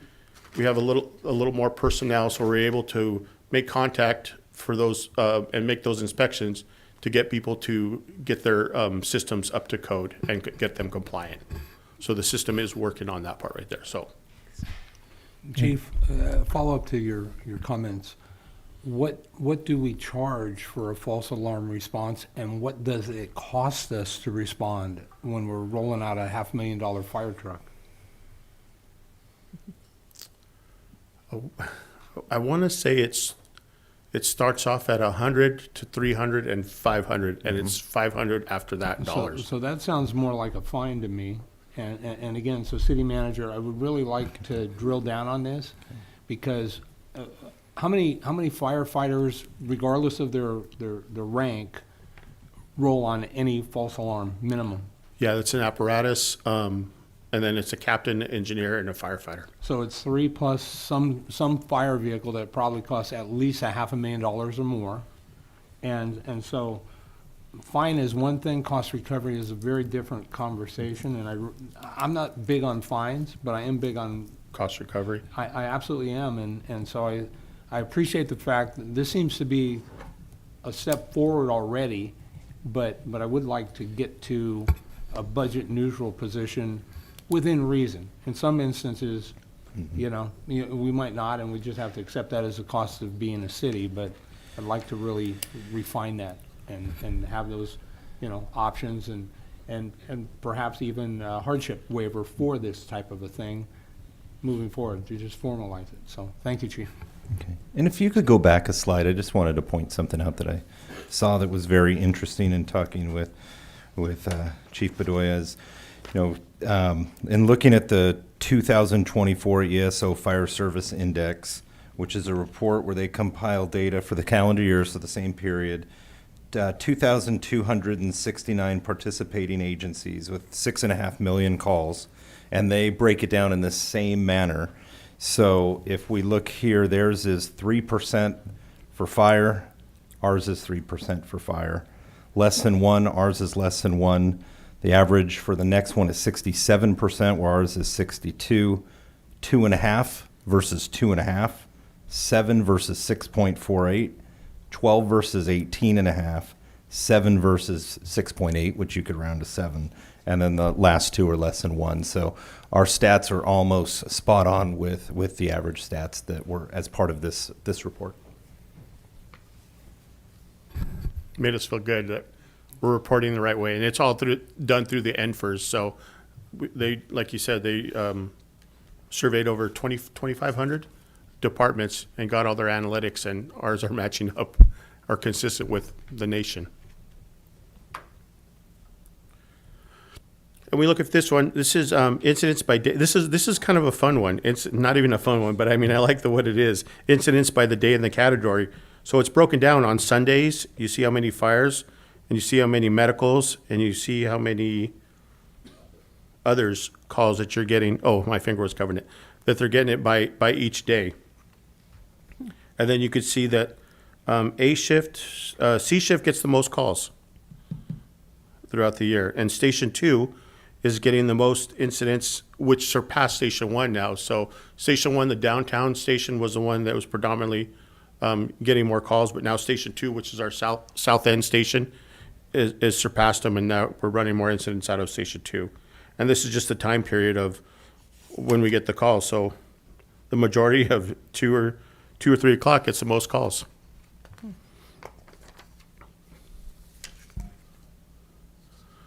So property loss, if you look at it, the pre-incident value was $30 million. We lost $8 million, but what's most important is we might have lost $8 million, but we saved $22 million from that property loss. So we lost, but we actually saved $22 million off of that. So, and we could talk about carbon monoxide incidents, aid givens. There's auto aid given and auto aid received.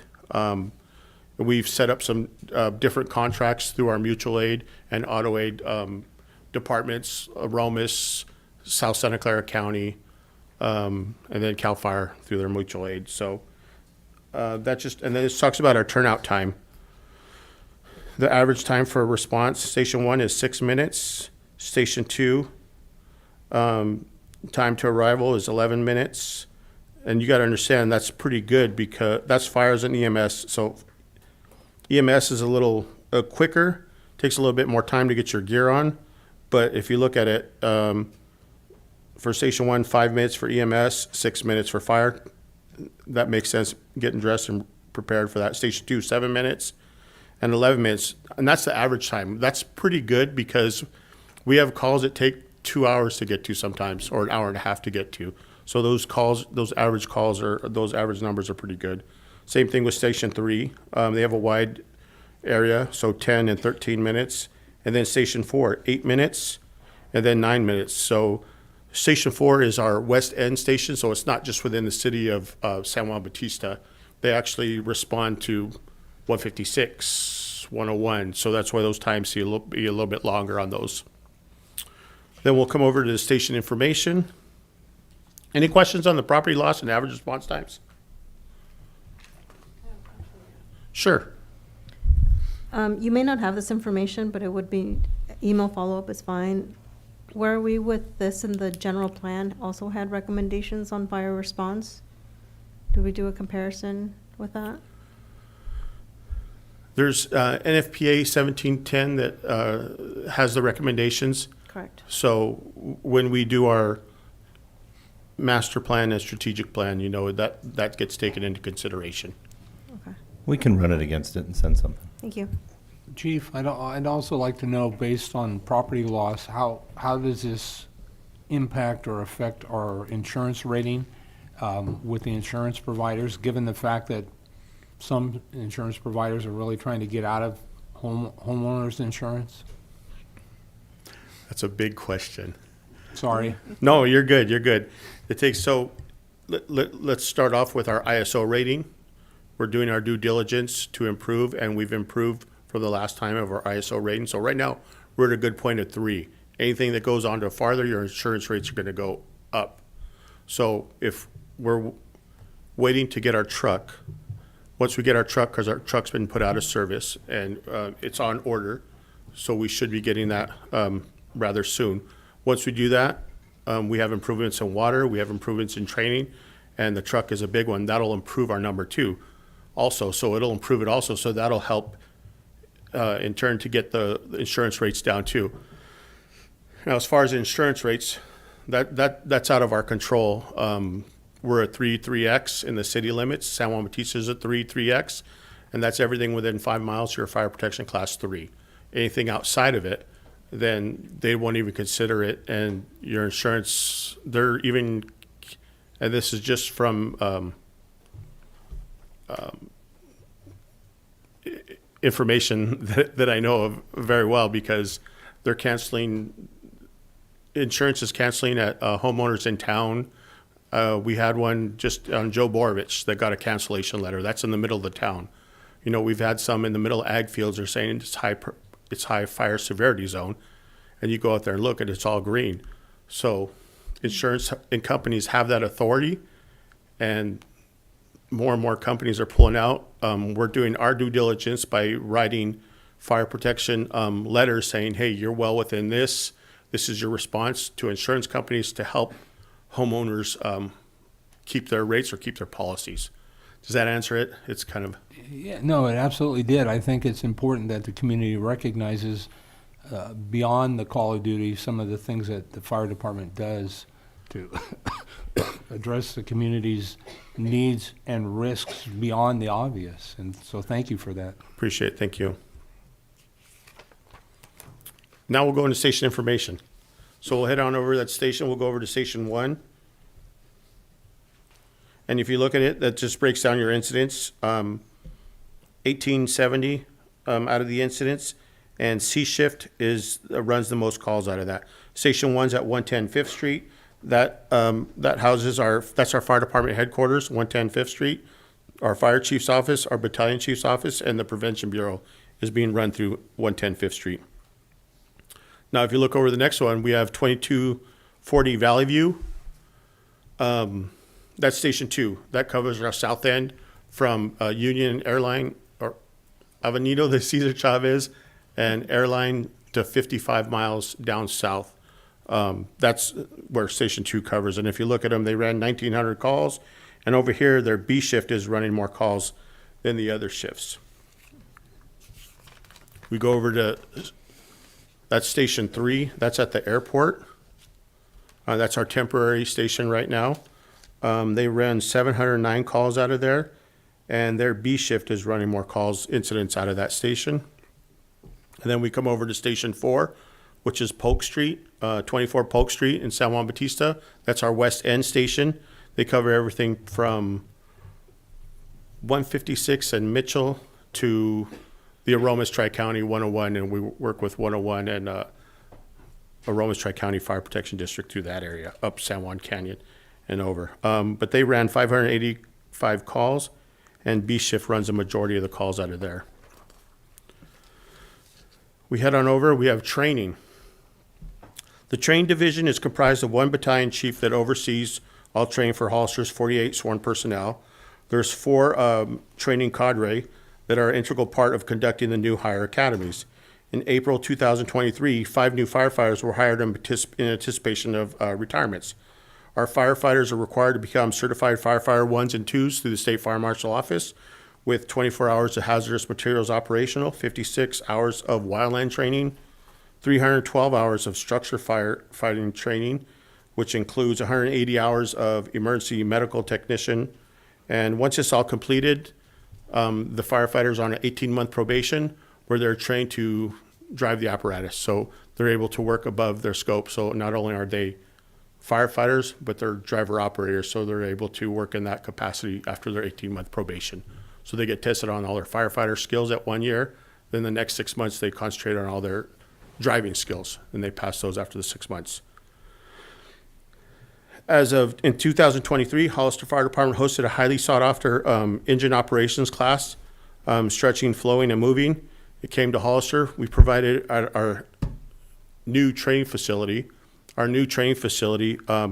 We had people from all over the state and the Western United States that were able to attend this class. So we really put a name on the map for us by having this training facility, because through MOUs with other agencies, we've offered this, or we've had SWAT teams and other fire departments throughout the region come and train at our training facility.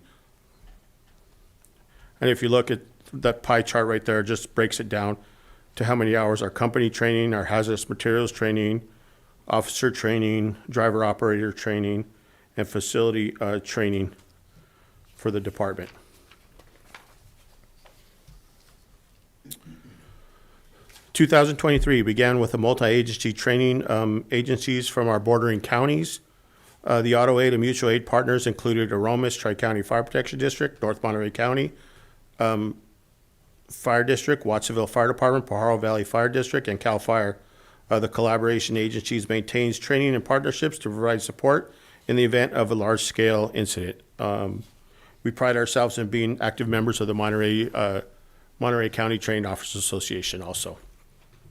Anything on the training before I switch over to the next one? Okay. Then over here, we get into the fire prevention. In fire prevention, like I said, we're actually a community risk reduction. But if you look over, we have the fire prevention, the next slide over. We've conducted over, for 2023, we conducted 1,776 calls. 1,310 were in the city, 297 were in the county, and 138 were in the city of San Juan Bautista. Plan checks, the Bureau did 359 plan checks. Our outreach, we conducted 32 classes of community CPR. With that, we ended up certifying 303 people in community CPR, where we offer it at an attainable rate. We got 5 new instructors. We've conducted 5 fire extinguisher classes where we taught 165 people from different businesses that decided to give us a call and wanted to learn how to do how to operate their fire extinguishers. We conducted 33 station tours, on-site school visits, 23, miscellaneous pub details were 10, and fire investigations, our arson task force is under the Fire Prevention Bureau. So we have 3 certified fire investigators. They're highly and very capable, well-trained personnel that do a really good job. So they have to maintain a certain CV, a certain they have to maintain a certain amount of certifications and hours. So each member has to maintain 40 hours every 2 years in 4 different categories. So in order to be able to continue their certification, they have a minimum fire classes that they have to attend, and then a minimum of trainings that they have to attend. Chief? Yes, sir. How many? We have 3 investigators now. We have 3 online fire investigators. So that means they're on the engine. We don't have a 40-hour a week. And How long have we had those folks? Remind me. We used to be every engine company is supposed to investigate it, but we turned it up and we started it probably about 2013. We started with a bureau. When I came over, it was like, hey, create it and let's get it going. So now the Hollister Fire Department runs the Tri-County Arson Task Force under Monterey County, Santa Cruz County, and San Benito County. We're the board members, we run it, and we're actively involved in it. So we have 3 members with 2 fire investigation vehicles that are self-contained to be able to take it out and not take an engine out of it. And these guys are on call duty, so they'll come off duty.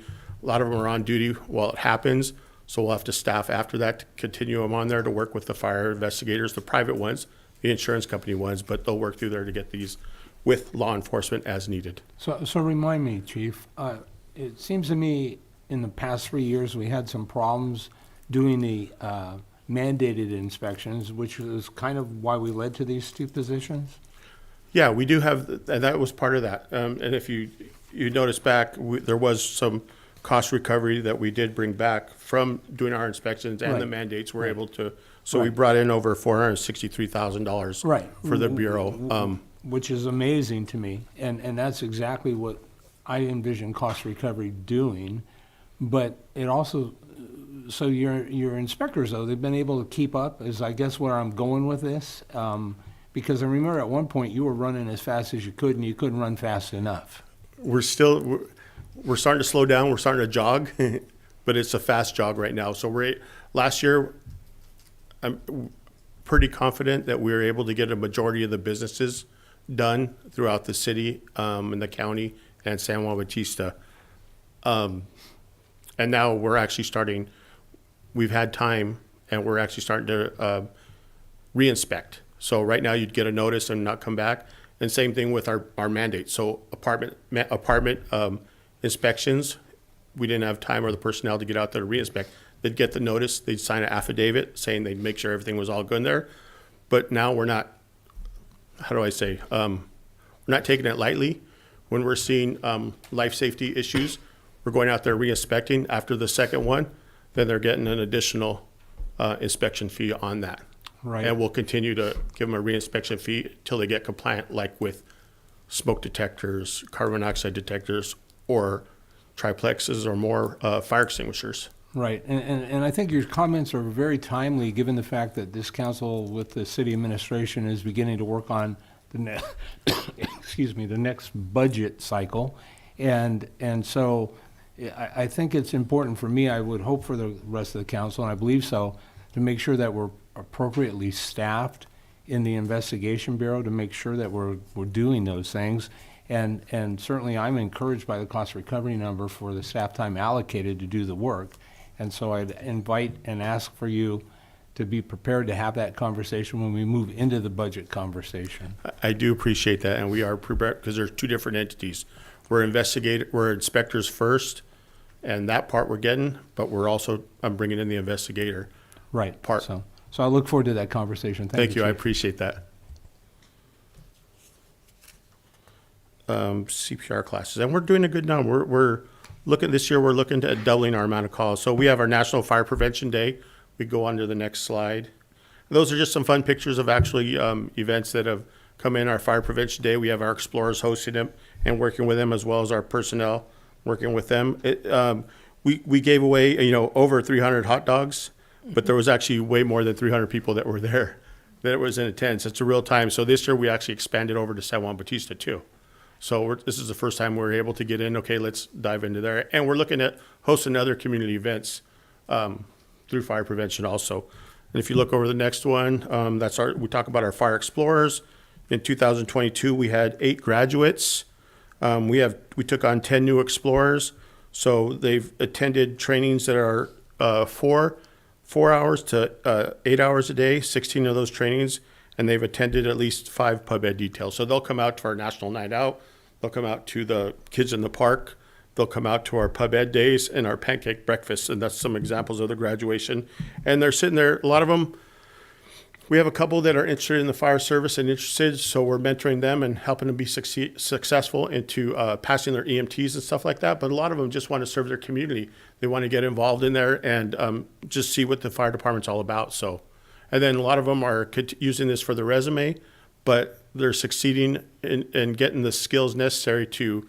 A lot of them we're giving them some tips and we're coaching them in public speaking, helping with their resumes, helping to teach, present, coach and counsel and mentor them. So it's working because we've seen people that come in that can't even, they're too scared to read, to presenting and giving tours to adults and kids. So they're doing a really, really good job. Real excited about that. So our accomplishments for the year, the department onboarded 5 new firefighters. The training division held its first class open to outside firefighters at the training tower. Prevention is working with the training division. We certified 80% of the city of Hollister fire department employees, or the city of Hollister employees. We've done, the department received 2 new fire apparatus, a 4x4 unit and a water tender. The city council approved the purchase of a new ladder truck. The city has been without a ladder truck since 2020. And the department received new sets of e-tools, which we have on engines already in service, in addition to wanting to update our auto aid agreements with Aromas and Tri-County Fire Protection District this last year. So our accomplishments, and if you look at the next picture, we have that new Type 3 fire engine that we did order, and we do have it in hand. Right now, they're just working on some warranty work before we get it in, we're hoping to get it in within a few weeks before the fire season starts. And if you look down there below that, that's our tactical water tender. Tactical water tender will get deeper and farther than the bigger one that we have. But now we have 2 water tenders, actually a third one with the city ones. So if we need an emergency, now we have 3 water tenders to take care of our needs in the event of emergency.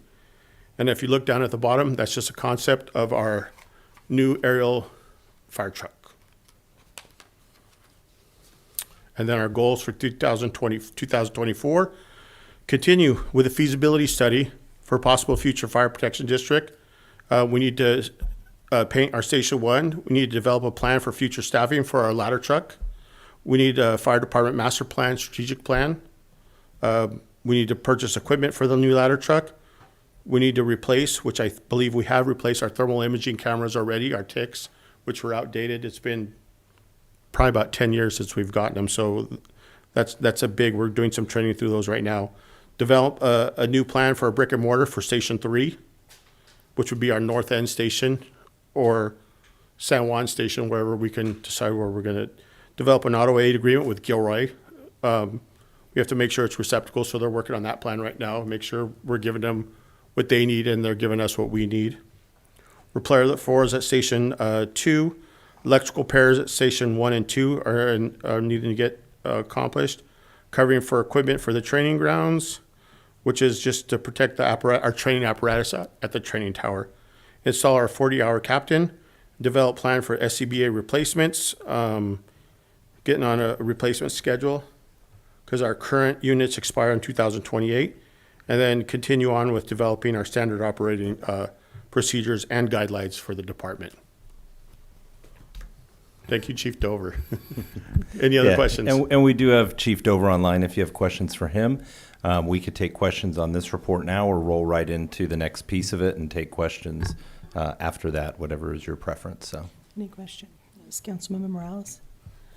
Just for time efficiency, I'd like to know more about your Explorer program, like house funded, the type of training that you do. But you can send me an email or we can connect offline. Yeah, I could real quick talk about it. It's for ages between 14 to 21 and maintain a 2.0 grade point average. And then we do get them, we start them at the school year. In August, we take in applications and we keep them on the school year. So they'll do training throughout the year because we work with them because we understand that they have lives, they have school, and they want to be able to. So we extend it out. So come August, once they've completed their training, their CPR, their first aid, their introduction to the fire service, then we graduate them with a badge pinning ceremony at the end. And then throughout the year, they're still able to attend it's through the Boy Scouts of America.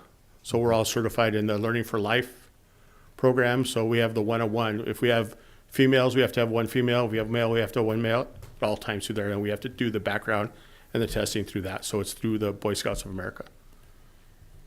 Does that answer? Through the Boy Scouts, yeah. And then I'll send you an example of it, and I could send you a application if you want to see that also. You're welcome. Okay, any other questions, or we're good? Do we have any public comment before we go on? We don't have any public comments, but I think there's another part to this presentation. Yeah, if you just want to roll into the next part. Okay. So we figured that would give a lot of good background before we got into the next piece. So we wanted to provide that as well. Maybe I could.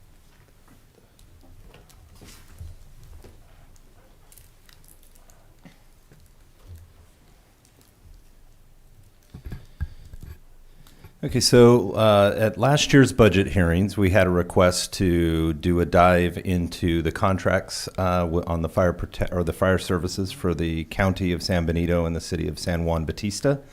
And so I'll give an overview of this. This was done in collaboration with Chief Dover, who is online and available to take questions as well.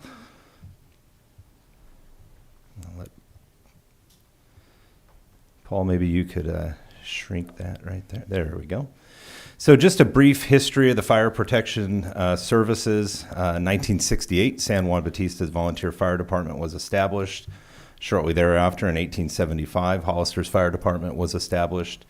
In the 50s and 60s, CDF provided services to the county on an as-available basis. CDF later became CAL FIRE.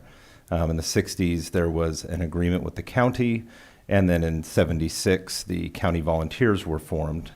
And 1979, CDF relocates from Vista Park Hill to the new fire station. So the buildings up at Park Hill, that was the fire station before the fire station was built out on Fairview Road over by Sunny Slope Village. And just for reference, we have a photo there of City Hall that is from a postcard that is 113 years old. And you'll see to the right there where the double doors are, that is where the fire truck would come out when that was the fire station. Next, in 2012, the Board of Supervisors Fire Protection Committee requests a snapshot view of how Hollister Fire could provide countywide fire services. In March of 13, a proposal is submitted, and shortly thereafter, agreements were executed for both San Benito County and San Juan Bautista. So the original staffing prior to the 2013 agreements, Hollister Fire was at 25.5 FTEs with 25 paid call reserves. The county, via their CAL FIRE contract, had 6.1 FTE and 25 reserves, FTE being full-time equivalent staffing. Within the first year of the county contract, all county reserves transitioned from $10 a call to $10 per hour. San Juan Bautista, prior to that, was a 100% volunteer fire department. Within that first year, they too became paid call firefighters at $10 an hour. And I just wanted to give a little bit of background in 2018. We'll talk a little bit more about the fire protection district work that's being done. There was a study done in 2018, and the work done now is, kind of a refresh of that model and study. Some of the recommendations, if we were to stay in a fire department that's serving all the county and stay status quo at that time, formal fire prevention bureau, construction of a fire training facility, the Fire Station 3 was established at the airport, increase administrative capacity through the battalion chiefs, developing a 5-year strategic plan, and new equipment. And so those were items that were called out. We're in the process of starting those discussions on the 5-year strategic plan. Your council did approve us to go forward with issuing an RFP. And that, as you saw through Chief's presentation, those items have been implemented since that 2018 study. So for the county, the contract was established in May of 2013. At that point, it calls out in the contract that the fire advisory committee meetings were to cease upon contract execution, and the fire chief would provide a presentation twice a year to the elected body. Those advisory committee meetings were rebooted at the request of the city about a year ago, maybe a little bit less than a year ago, to start talking about the fire district again. Just a brief history, the contract was then extended in October of 15, and the current one that we are under now was extended on January 1st of 2019. That contract runs through December 31st of 2025, with then the option of 3 individual one-year extensions, and the contract calls for a 270-day termination clause. It does require no less than a 2-0 staffing model. I wanted to point out that our MOU and standard is a 3-0 staffing model, and maybe, Chief, I can put you on the spot and talk about a 2-0 versus a 3-0 for the benefit of the public. Yeah, the 2-0, that's just having one driver and I believe nobody does the 2-0 staffing. It's not safe is what it is. And even NFPA 1710 requires that we have 4 staffing on the fire engine to be able to adequately mitigate the emergency. So right now we're sitting at a MOU that requires 3-0 staffing. So eventually, per NFPA 1710, which they'll hold us accountable, because those are the guidelines that we use. An example is when we had an apartment complex fire, we need like 27, 28 people initially responding to that call to mitigate it. Well, we only have 13, 12 on the engine, and then 1 battalion chief. So we're not saying to get to there, but we're saying to get to that number to make it a little bit safer to meet our requirements for that. So 3 people, it's usually when you're on a call, it's usually 1 engineer that's staffing the fire engine, pumping the water for you, and then the captain, who's usually trying to run and set up the incident command till the BC gets there, is doing his walk around, but he's usually the one that goes in with the firefighter. And you got to remember, it's the law, you have a 2 in, 2 out. So that takes out 2 of our engines in there right away, because 2 people are going in. That means we have to 2 on standby. Then we have to set up a RIC team for in the event that those people go down. So that's another 2 to 3 people. So that takes away all the jobs right now at minimum requirements. And you got to understand, our help is 30 minutes, 45 minutes, an hour away for us. We're a self-sustained little island right now at this time. So we've been very fortunate. We are safe. We are very assertive. So we're doing the best that we can with what we have. And we need to, get that number closer. Okay. I just wanted to explain the difference of 2-0 and 2-0, 3-0. 3, okay. Okay, so the contract shows the different contract objectives. So administrative accountability, and that's where it calls for the fire chief to present. Upon completion of this, we will extend this, the presentation that we gave on the annual report. We will be offering that presentation to both the Board of Supervisors and the City Council of San Juan Bautista. And they've often through the years given updates and reports. So there's a financial objective, management, reserve firefighters, jurisdiction, pre-planning and fire inspections, vehicles and equipment, fire prevention, training, fire suppression, EMS, communications, disaster preparedness and response, and facilities. So upon execution of the 2019 contract extension, the city was required to purchase 3 vehicles, the Type 1, the Type 3 apparatus, as well as the off-road tender. Those vehicles have been purchased. We have the price there, a little shy of $1.5 million. The county has the option to purchase these vehicles at fair market value if the contract is terminated, so they do get the first right to purchase those vehicles. And the city is required to cover costs for maintenance, repairs, equipment, fuel, utilities, supplies. Basically, it's a full gamut on the contract itself.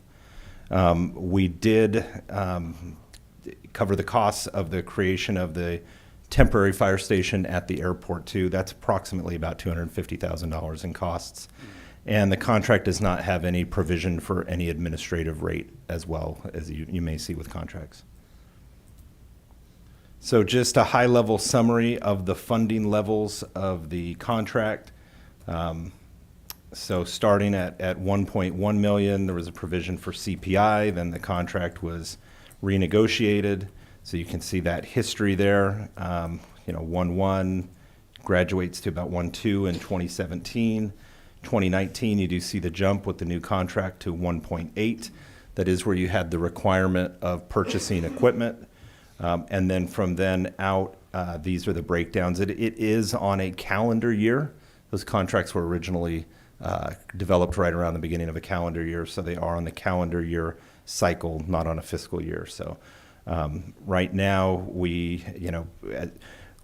for 23-24, the first two invoices of the 23-24 year would be at the 23 rate, and then as you pivot into the Q3 and Q4 of the calendar year, then you pick up that new rate on a quarterly basis.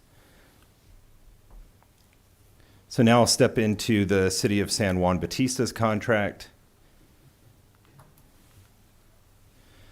Same contract objectives verbatim that are in the contract with the county. It was established in June of 2013. The extension of the contract in December of 2015. It called for the City of San Juan to allocate $30,000 per year for a new engine, and a strive for Hollister to strive to have 50 reserves.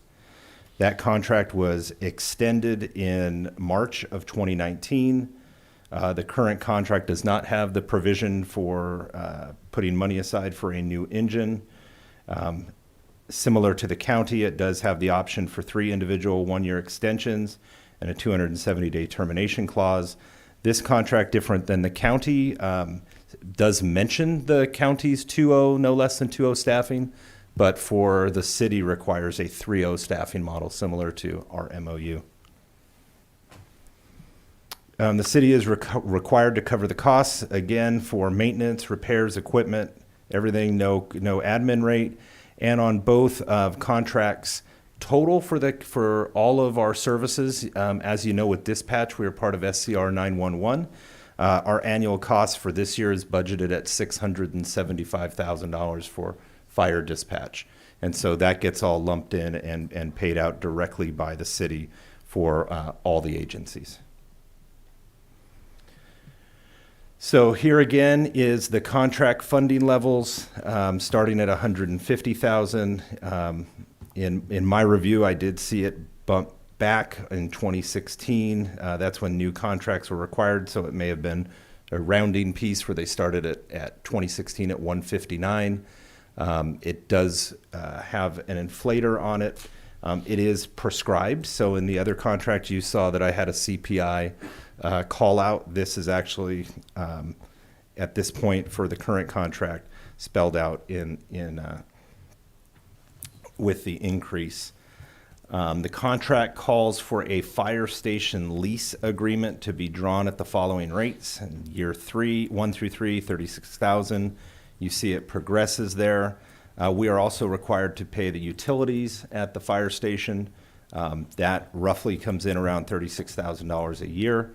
And so I did want to point out at the January 21st, 2020 council meeting, when that lease came back, that lease did not pass. So that is something that in the analysis of the contract I did uncover.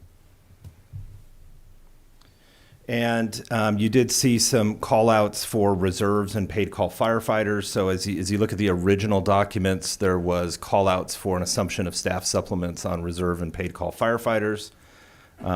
There are some items that I would like to point out. You do have AB 1127, which was signed in before this was, these contracts were signed.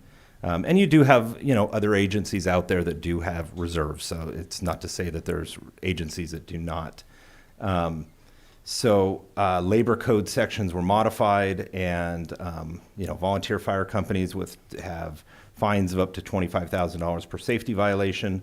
And there is requiring volunteer fire companies to meet the standard presents a sizable financial burden. but that failure to meet the standard will cause government entities and their supervisors to be civilly liable in the event of a preventable accident. And so in talking with Chief Dover, if they go into a building and the volunteer or the reserve does not have the proper training and they send that individual in, because in the heat of the moment, you send the person in and Lord forbid, they pass away or are critically injured, not only is the agency civilly liable, but the actual, the commanding officer would be liable as well civilly. SB 1207 was passed in 2001, which also includes volunteer firefighters under the code of under OSHA. Prior to that, they were exempt from provisions because they were not considered employees under OSHA, and so you had a pivot there with state law. The minimal standards for all personnel is the requirement to have their state EMT license to render medical aid, the firefighter certificate, requirements of over 900 hours of training required prior to taking the exam. They're administered at various state training facilities. And just overall, you've seen more of a decline in volunteerism in the fire service, especially in California, due to high cost of living, extensive training mandates that have been since put in place at the state level. As Chief mentioned in his presentation, that the Fire Protection Committee is currently exploring the feasibility of forming a fire district. That committee, as I mentioned, 2 supervisors and 2 council members from the city of Hollister and San Juan Bautista. Councilmember Perez and Mayor Casey serve for the city of Hollister. That study is being conducted using grant funding, and the study is to include technical and economic feasibility of a formation of a district, whether the formation of a fire district is feasible within each of the 3 participating jurisdictions' current costs, in addition to examining the future potential funding sources, and then to research the current potential growth and evaluate if any impacts or improvements are needed to maintain adequate service. So as part of the review, Chief mentioned a breakdown of calls, and so in working with Chief Dover, what we did is we looked at the 22-23 calls for service and looked at it 2 ways. We looked at it from the total calls by jurisdiction, and then looked at it from those calls and the time of dispatch to where the call is cleared. So when the call comes in and they leave to where they call out and get cleared from the scene. It doesn't get tracked from when they leave the scene to back to the station, but it does show that. So call volume is certainly one way to look at it. But when you have a county that is 1,300, almost nearly 1,400 square miles, and the city is nearly 8 square miles, and San Juan is 1 square mile, not all calls are created equal. While we were putting this presentation together, fortunately the calls were called off 15, 20 minutes into it. We did have an accident on 101 near Aromas, and a couple minutes later, two engines dispatched to New Idria, out in that area, almost to the Fresno County line out in that area. Now, fortunately, 20 minutes in or so, those were called off. So as you can imagine, the gas, the wear and tear on the vehicles, the amount of time to respond to a call out by the Pinnacles or out by 156 is certainly going to be different than a call within our 7 square miles with multiple stations responding. And so in looking at that volume based on the data that was in their system, it's for San Benito County number of calls, and this is for fiscal year 22-23, where the fire report is calendar year 23, so you see it's just off just a hair on that because it's a different time period. You're looking at call it 39% county calls, 57% City of Hollister calls, and 3.4% San Juan Bautista. When you pivot that based on time of calls, San Benito goes to 49.6, Hollister goes to 46.6, San Juan moves nominally because the town's 1 square mile. So that's how we looked at it to get an idea of time spent responding to the calls. And then finally, that's the last slide of our presentation. We do have a discussion slide and included a historical picture. That is the old courthouse. That would be right here before where the right here on the corner of 5th and Monterey, as well as a fire company from long ago. So with that, I would be happy to answer any questions. Again, we do have Chief Dover on the line as well. Have questions on this, Vice Mayor? Thank you. So I think that the most frustrating thing out of hearing this is the amount of dollars that the county is paying us, and it feels like we're subsidizing work to do for them because of the amount, not just the amount of calls, but the time it takes to get out to the county. I think first and foremost, we need to start recouping that cost. So it looks like the current contract, when is it due to expire, the current contract? December of 2025. And then there's the 1-year options on those contracts. So And I'd have to when can we start negotiating, or is there a clause in there that allows us to renegotiate the cost? Yeah, there's certainly not a clause that calls that out. I would lean to Mary, and certainly both parties could agree to enter discussions. If that's a direction we receive. Now, up until December 2025, it's pretty much nothing we can do. We're stuck with this contract. You can try. You can try to talk to them. Okay. Well, then I would suggest that the council make that request. And I would hope and suggest that the county, in good faith, enters in those agreements, because it's not right to the taxpaying citizens. It looks like we are underfunded by, from my rough estimate, about $1.5 million. And that's not including the lease and the utilities that we're paying in San Juan Bautista. So I'd like for us to, any way that we can, start those discussions, and I'd like for the council to support that. Thank you. Yeah, if just to give a little, Sure. If I look at the current year budget, we're budgeted at $13,900,000, excuse me. Call it 14 million, make it easy. We're $2,000 away from that. The San Benito contract is $2 million. We do have an offset with fees, and then the grant that we received that Charlie had mentioned, that's for wildland fire suppression. So we did count that against, what those costs were. We did count that. In looking at that, if you were to prorate $14 million across 49.6%, that's just shy of $7 million. And so there's a variance there of nearly $4 million. So in essence, it's more than I had thought. Thank you. So you're not a math teacher? Councilmember Burns, did you? I did. I asked Councilmember Resendez if he's a math teacher, but for the fire chief, or Yeah, there are a lot of factors in here. So the fire marshal chief, sir. I can get it to sir. I've heard from the city manager's presentation. It feels to me like there's multiple parallel conversations. Regardless of whether or not we are a service provider for San Juan Bautista and San Benito County, are we understaffed? If we were to walk away from those contracts at some point, it's hard for me to interpret. I heard the between the lines conversation about we need more firefighters either way. Can you expand on that for me? You might not want to, but. And if you feel more comfortable, I could have Chief Dover. Oh, yeah. Sorry. Can you bring Chief? I could bring some, yeah.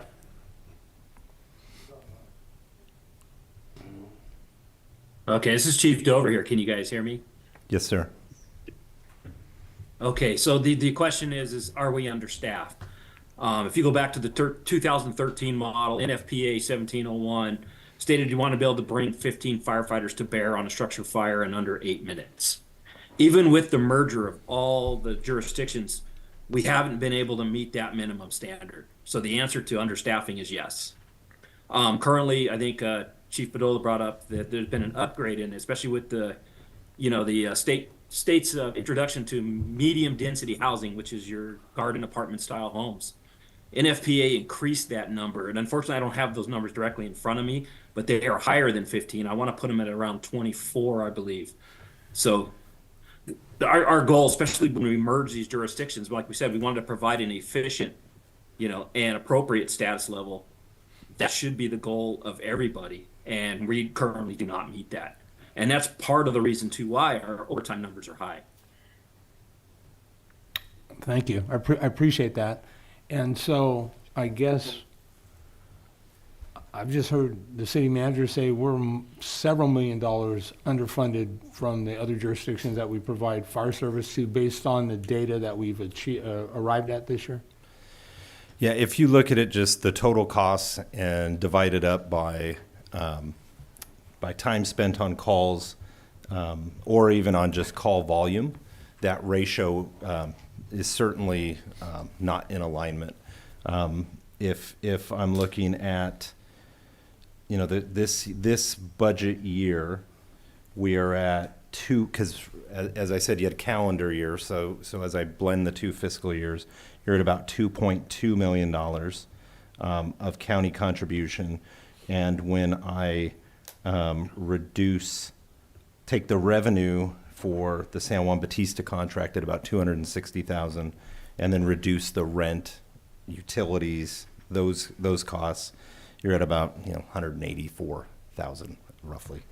And there is a little bit of revenue offset, and like I said, we did have the grant for the wildland reduction, so that's pretty much county work. Those costs would come off of there as well. But overall, yes, I mean it's your total contracts for this year are just shy of about $2.4 million. So I'll reserve my comments for later, but. We're at comments, Oh, aren't are we? we? Because we did I thought we were at take public questions. comment. Well, I could comments in. I'm fine with doing that We as could well. we'll probably just go ahead. Yeah, All okay. of So, the above. all right. For either the chief or the fire marshal. Mhm. Did I get it right? Thanks. I'm so sorry. Seems part of the premise was based on reserves, and it feels to me that that's not even realistic at this point based on what the city manager and the fire marshal have updated in regards to that. And so are there other local jurisdictions that supplement their fire department with reserves that provide these roles, or is a reserve really a thing of the past? I would say they don't supplement their staffing. They mentor and prepare them to be successful to test into the facility, but they never supplement staffing with reserves. Reserves is just very hard. I was a reserve for the county when I was a firefighter also. And it's just hard to keep up all those mandates and the training on top of your other job and your family life. Just to maintain those minimum standards, you're living away from home because you're trying to maintain your minimum training standards. So, and then people, most of the people that we did have were commuting out of the area that were our reserves. So they're getting up 4 or 5 in the morning and they're coming back at 8 at night. So there's no time to train and no time to respond to calls. So they weren't able to maintain it. So it's just naturally how do I say, it's fizzling away because people just can't commit and the way they were before. Right. That makes sense. Yeah, 100%. And so we really need to look at our fire model based on not having reserves as a possibility to meet those minimum staffing levels. And the minimum staffing levels, as I understand it, are established for safety reasons. It's not because we just want to. Yeah, absolutely. I mean, if we have a reserve, we're going into fire, I want to make sure that reserve can take care of me because I know I guarantee you I'll be able to take care of them in the event of emergency and to handle situations. So I want to make sure that person has my back, and so does my family and the city of Hollister. So we want to make sure they're safe and they can take care of us as well. Right. And so one of the things in the earlier part of the presentation, excuse me, is you talked about medical aid calls. And one of the things I didn't hear any conversation on, so I presume we don't have, do we have any paramedics that are part of the fire department?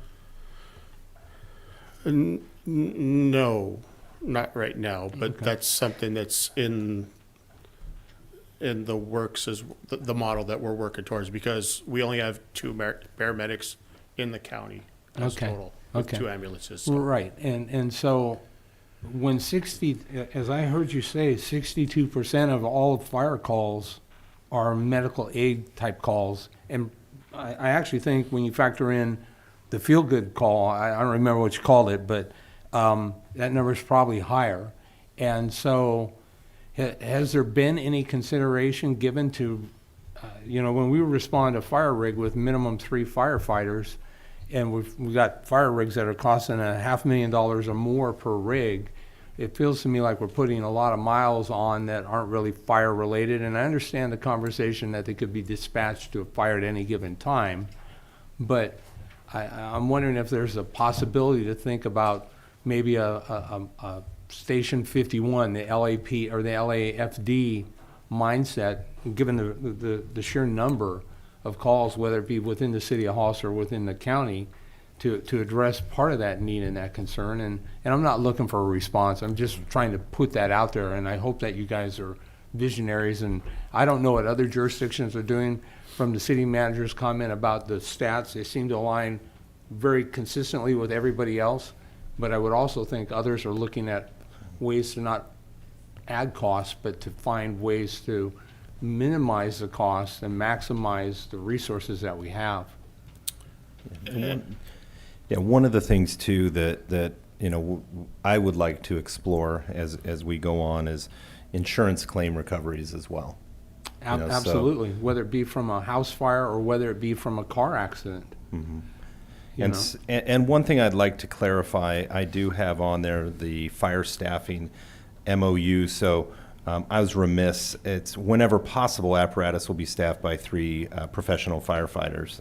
However, this does not establish mandatory minimum staffing levels. So I want to clarify that. As you saw from the flow chart or the org chart, right?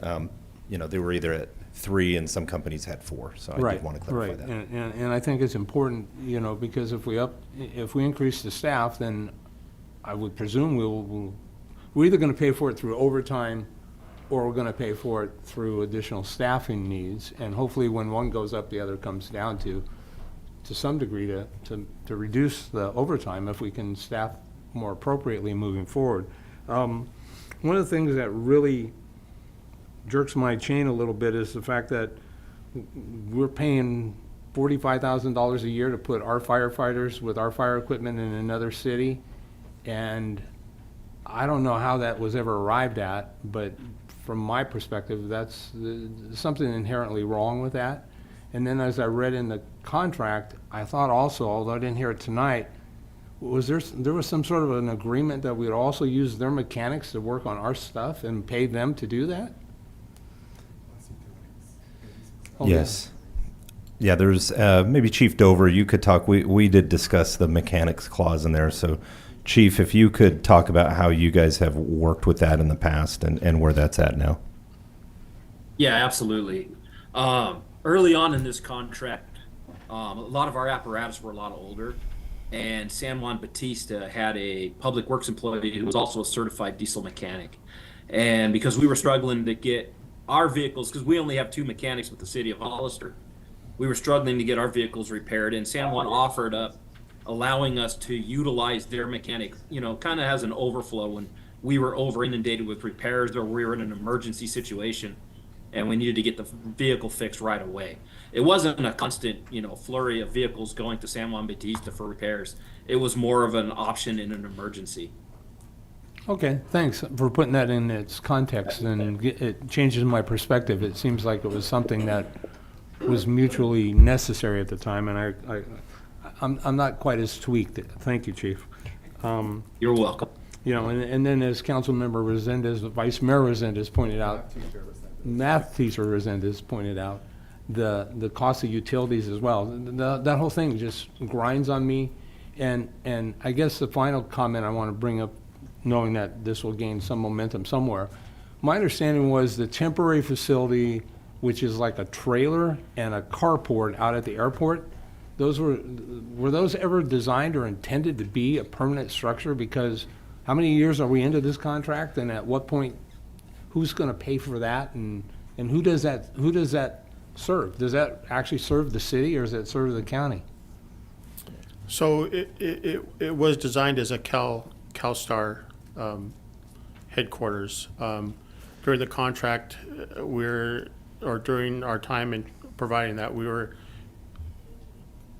working with the county to get Station 3. Well, it kept getting pushed back, and delayed a little bit. So we did our due diligence, got proactive, and decided to purchase this trailer and make this a temporary station for the northern county.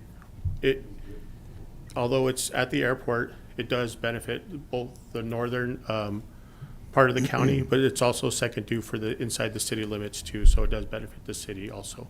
Okay. I think one of the challenges that we've had there, and we brought it forward at budget and haven't brought it back as a project because I'm working with our new airport director on making sure we get it right, is the road that the fire truck takes out of there. That was not a road that was designed for the weight of a fire truck. And so it has done significant damage out there to some of our existing pavement that we have to actually drive around it. So that will be a project that comes back that we will, as we do airport improvements, that we'll have to look at as well. I like the vision there. I would just be quiet and say the county needs to step up big time. I mean, this is insane that the city of Hollister taxpayers are paying significant costs to supplement the cost of the county for fire service. And while I like the idea, my understanding is it could take a decade or longer to create a fire district if it could even really happen. And so we need to find a solution for the here and the now with a vision of the future. And so the county just needs to step up, and I would say my 2 cents would be I would very much like for the city attorney to enter into negotiations as soon as possible. My recollection was we could, in fact, terminate that contract within 270 days, if I read it right or heard it correctly. There is a 270-day termination clause in the contract. Right. They need to pay up, and I'll be quiet. Thank you. Councilmember Perez, anything? I agree with Councilman Burns. They've gotten away with it for a long time. But I do want to thank you, Interim Chief Dover, for the presentation. I totally support the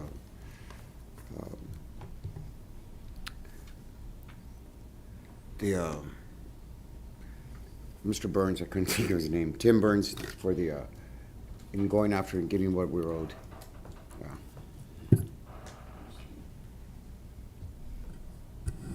Councilmember. Thank you for the very thorough and detailed report. I can tell that you spent a lot of time doing a lot of research, so it's very much appreciated and needed. So I would support having our city attorney look to see how we can negotiate better terms. I don't know if we do have a clause to re-enter or to open the agreement. I don't know how we can continue with the current contract as written until 2025. I think, if we do need to do a termination clause, 270-day termination clause, I'm fine with that. I can't imagine having to carry the cost for the county and San Juan Bautista. And that was going to be my question for the county and San Juan Bautista. Yes, for both. And since the council never authorized us to pay the lease, how is it that we're able to pay the lease if the council voted that down? Very interesting. Staff internally had received direction to pay the lease, so that has been paid since the last contract was signed, and that is something that we have looked at as we've gone through our process as well of working with the finance department looking at all contracts, invoices, to ensure that the invoice not only matches against the contract provisions, but that the contract is valid and current.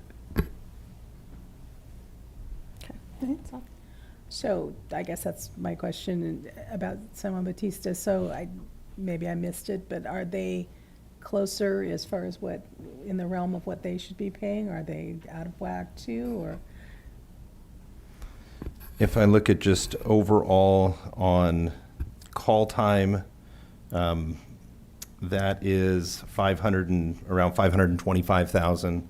If you look at, that's a 3.8%, 3.4 is around 480. And then you do have the offset of the contract. I did net out, what we're immediately putting back in, because that is an expense that is borne by us. And then there is some fee revenue that comes in through the work that they're doing with inspections and whatnot. And so that gets calculated out. But yeah, it is roughly in the, call it $250,000 to $300,000. So it's in the ballpark. We're not way off with them. Yeah, it's about half. So you're saying okay, I'm sorry, I misunderstood what you were saying. About anywhere from 41 to 42%, depending on the methodology. So and that's across fiscal year 22, 23. Years change, so we could look at, how, if you look at methodology and, does that inform the next year's budget process, that type of thing, where you're splitting costs.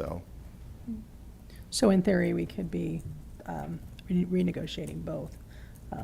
That is what the city attorney clarified. Including the lease, taking a look at that, and I mean. Mary, perhaps you could weigh in on the lease. As far as renegotiating it? Well, the status of the lease as is.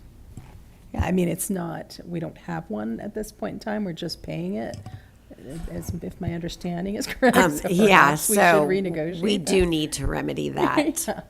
That's the status. And we will work how on we that with arrived, negotiations. I mean, not being here, how did we arrive at that amount? And it's kind of, it seems like the utilities are really large, maybe it's water, but it's almost as much as the lease itself, so it just kind of struck me a little bit. I appreciate the presentation, the second time I've heard it, because we had it at the fire protection meeting.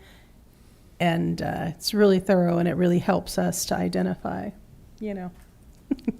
what we needed to do.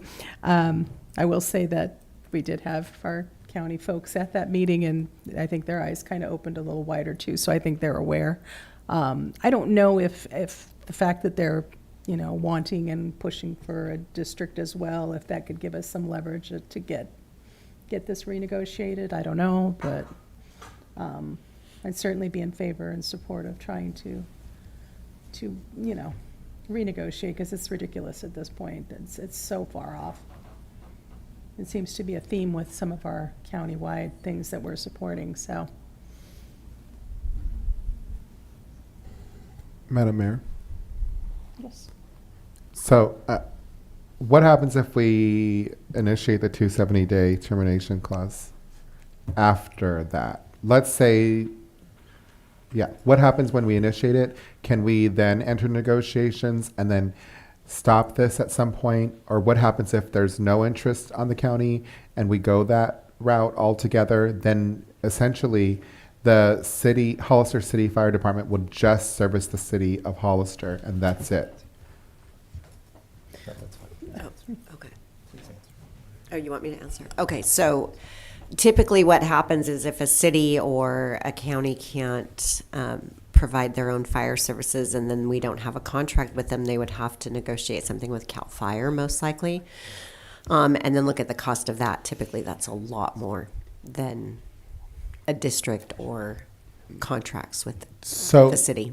My concern, and so then if we initiate the clause, which I appreciate you bringing up, then can we stop it if they were then to pay up?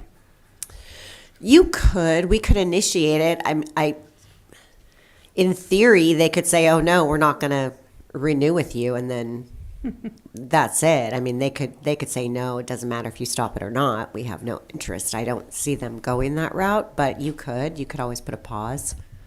Well, I'm sorry, but enough is enough, and I think that I don't have any interest in kicking this can further down the road.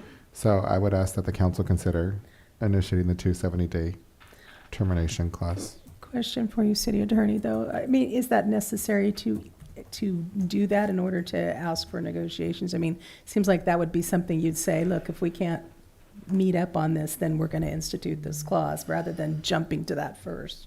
I mean, You could do it either way. I Just mean, you seems like it would be more could fruitful to- initiate, or you could say, this is what we want to see from the county in San Juan Bautista, or we'll have no option but to initiate the yeah, 270. it just seems like that's a better negotiating strategy. If that's the route, then I would just make sure that the council give clear direction as to the timeline of when it's going to come back for us to receive the report so that we can decide then. Would we be able to get an answer by next meeting? I think that just depends on Or when it August. goes to their board of supervisors for discussion, and it's not just me talking to the attorney. The attorney needs to get approval from Sure. their This is client. what? So potentially 2 meetings down the line or something might be more Potentially. reasonable. Yeah. And I'm sure they're going to want to, the city manager and the CAO are going to want to ask quite a few questions of me and go through a handful of questions before, they're going to have their questions, I'm sure, before they can make a recommendation. Yes. Obviously, with discussions like this, I'm sure they're going to want to chat more. So, and I have had cursory discussions with them and ran through numbers. So, Is two meetings a month, is that long enough for you? we will try our best. Yeah. However, I mean, it is dependent on the other party as well. Okay. We could certainly have an update, wherever we're at. And there would be nothing that would preclude well, first of all, the county, as I've heard tonight, this is not breaking news to them. They have known this, and they've been living pretty large at the city taxpayers' expense. And so, again, if they can't get it agendized, poor planning on their part doesn't create a problem for us. It shouldn't create a problem for us, and they could always call an emergency meeting because this is a pretty big deal. If it's a priority for me as a council member, if it isn't a priority for them, that's not my problem. I think if they don't hit a deadline for us, then we do invoke the 270-day, and then they can figure it out. And this isn't the first year we've been doing this. I mean, there's a history here that, as the vice mayor said, I have no interest in kicking this can down the road, and we still got to address the other issue at some point through budget of what is the correct number of firefighters that we employ, whether it be citywide or countywide, and $2 million or $4 million, whatever that number looks like. And it's not like we're going back and asking for past costs for previous years. But that's a lot of money, and there's a lot of things that could be done with it to supplement our fire staff, or whether it be our general fund. I mean, at the end of the day, when we talk fire staff, we are talking general fund. And so in my opinion, we need to make this a hard priority with a hard stop deadline, because we're still going to underwrite it for 9 months. That is what 270 days is. Yeah, that's my math teacher coming out of me again. So, thank you. I'll be quiet now, I think. Okay. So I think you've got some direction then, or do you need anything more from us? We good? Okay. So we can, thank you, Kylie.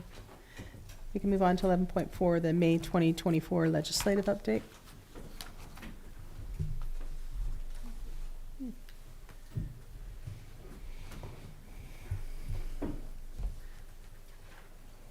Good evening, Mayor Casey and City Council. I'll be providing your May 2024 legislative update. I'm just getting my presentation up here. And this update will just be focused on one United States Supreme Court case that was decided last month in April, and it relates to development impact fees. Okay, thank you. Okay. So some factual background about this case. George Sheets, and this is, I don't know if I said the name, it's Sheets versus County of El Dorado. Sheets applied for a building permit for a small prefabricated home on his residential parcel in a location that was classified as low-density residential in the County of El Dorado. As a condition of his permit, he was required to pay a traffic impact fee of $23,420. The county's Board of Supervisors had previously legislatively adopted a general plan to address significant population growth in the county. And that general plan required developers to pay a traffic impact fee as a condition of a permit to address traffic congestion. The proceeds from that impact fee, those proceeds were used to improve local road systems. And the fee amounts were determined by a rate schedule using the development by category. So, for example, in this case, low-density residential and the location within the county. And so those were the two factors that were used to calculate the fee for Mr. Sheets. The rate schedule didn't take into account the traffic-related impacts specifically attributable to any particular project, including his particular project. It was really just based on those broad categories. So Sheets argued that the county's calculation of his traffic impact fees based on a rate schedule was an unlawful exaction of money under the Takings Clause of the United States Constitution because the amount of the fee wasn't individualized to his particular project. And so just as a reminder, the Takings Clause of the United States Constitution, it allows the government to take private property for public use if the government provides just compensation. And previous case law has determined that fees as a condition of a permit is also a type of exaction. So not just the taking of actual property, but taking of money in return as a condition of a permit is also an exaction. Next slide. Previous slide. Sorry. So as you likely know, impact fees are intended to mitigate the impact of new development on city infrastructure. And even before Sheets, there is a good amount of case law and then also state law that regulates how impact fees are regulated and applied. So in two previous Supreme Court cases, the United States Supreme Court, the first was Nolan versus California Coastal Commission, and that came out of California. And the second case was Dolan versus City of Tigard, which came out of Oregon. Those two Supreme Court cases address whether or not development impact fees violate the Takings Clause. And those two cases decided together created what we call the Nolan-Dolan test. And under that test, development exactions must have an essential nexus to the development project, and they must be imposed in a manner that's roughly proportional to the impact caused by the development. So what that means is that a project or an exaction or a fee has to have some connection to the impact of the project on the city or county infrastructure, and it has to be of an amount that's roughly proportional to the impact, so the dollar amount. California courts and the Ninth Circuit, though, have found in past case law that that test doesn't apply to legislatively adopted impact fees, so fees that are adopted pursuant to a rate schedule based on a nexus fee study, and only applied to ad hoc individual fees, so when a fee is imposed just on one particular project. However, other circuits, so outside of the Ninth Circuit, have made different findings, and so the Supreme Court took up this case just to resolve that dispute, whether or not these types of fees, or whether or not the Nolan-Dolan test applies to just legislatively adopted fees, or whether just to ad hoc fees, or whether to both. In addition, California cities are required to comply with the Mitigation Fee Act, and that act requires, among many things, that development impact fees be based on a nexus study. So typically, cities will conduct impact fee studies, which decide how much impact fees should be based on what the estimated impact of new development is on the city. And then the city will adopt a fee schedule based upon that nexus fee study. And that's all based on the requirements of the Mitigation Fee Act. So, as I mentioned, the Supreme Court took up this case because there is a conflict of decision across the country in different circuits. The court essentially decided that development impact fees, whether imposed legislatively or on an ad hoc basis, do need to follow the Nolan-Dolan test. So that's the narrow finding in this case, that what California courts have decided in the past and the Ninth Circuit have decided in the past that essential nexus and rough proportionality test doesn't apply to legislatively adopted fees. The Supreme Court said no, it does apply to those fees. But I think it's important to recognize that it's a very narrow holding, and the court in fact expressly said that they're not deciding whether or not the nexus fee studies have to have a specific nexus or proportionality to a particular project. So they didn't say that the Mitigation Fee Act and the way that cities and counties currently adopt impact fees was wrong. In fact, they didn't discuss that issue at all and expressly said they're not discussing that issue. And so I think, next slide, please.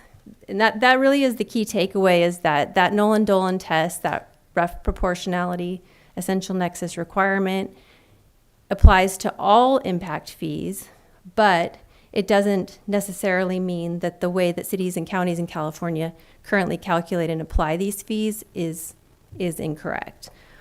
So really that's the key takeaway. But in addition, we just, our recommendation is that our city clients continue to follow the Mitigation Fee Act, which in and of itself creates the nexus fee study, which establishes that nexus and rough proportionality, but just continually updating, ensuring that those fees are correct.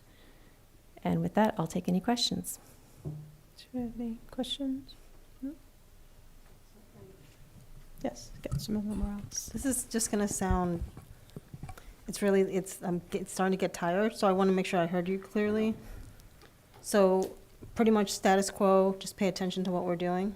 That's the takeaway. Okay. And I should mention that the Supreme Court didn't actually make a decision on Sheets' particular case. They remanded it back to the lower courts. And so we don't know. They just directed those lower courts to take that Nolan-Dolan test into consideration when they do make a decision. So we don't know what they will decide. But yes, you're right.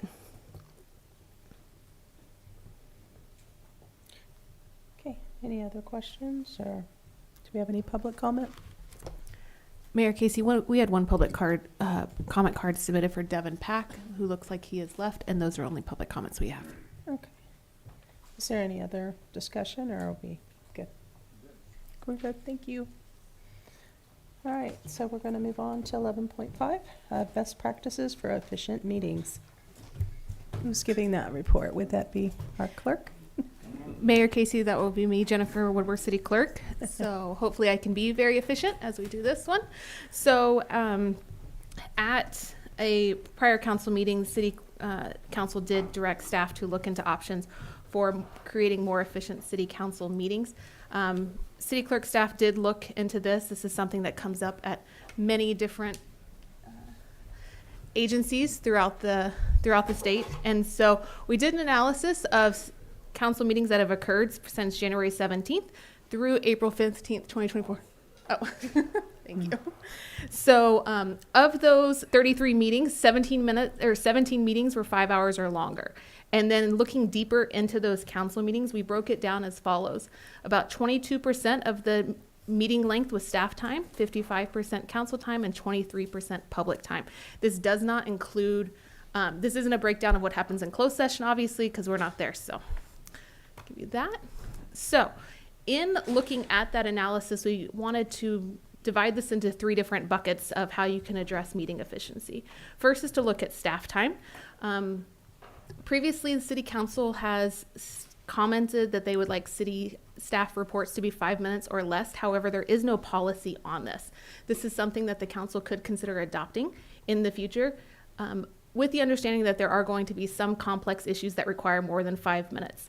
This is something that we could use our timer to regulate and help staff understand kind of how much time they are taking. And so that's one option there. increased use of the consent calendar. And so the consent calendar, as you all know, are those more routine items that we put on the council agenda, agreements, amendments to agreements, grant reports, things such as that. And so we could use that more heavily to be able to maximize the efficiency and maximize time for more weighty or complicated issues for the council to discuss. And then finally, the more comprehensive staff reports. So our staff reports of the City of Hollister are actually fairly brief in comparison to other agencies. And so it could be possible that we could have our staff reports, those written staff reports, be more comprehensive to the issue to provide you that information in advance of the meeting. With the understanding that if you have a more comprehensive staff report, then it will likely take staff longer to analyze and write those staff reports. So it could potentially delay items coming back to the City Council. The next bucket of time to look at was council time. And so these are some different suggestions that were used throughout the state to be able to help efficiency. Adhering to the posted agenda order, oftentimes we have agenda items that are taken out of order, and so that can sometimes create uncertainty for the members of the public who attend to not know where they might be. Oftentimes I get calls and other city clerk staff get calls saying, what time will the agenda item be on?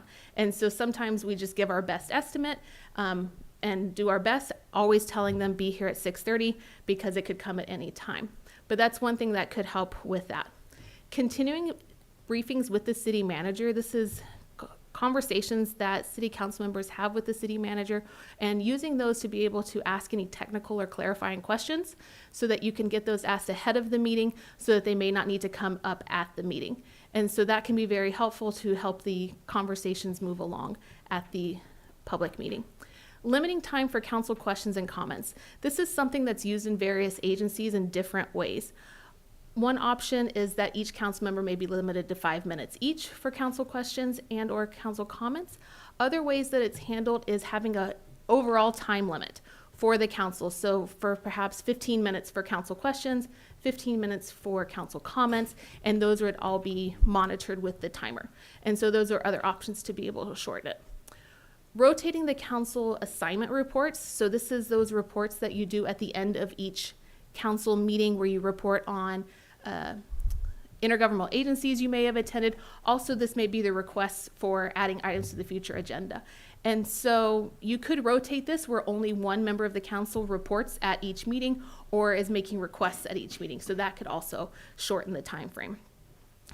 Then you could also, with regards to that, adopt a policy for adding items to a future council agenda. This was something that was discussed in May of 2023, and at that time the council did not take action on that policy. This is something that, if directed by council, that staff could bring back for you to consider in the future.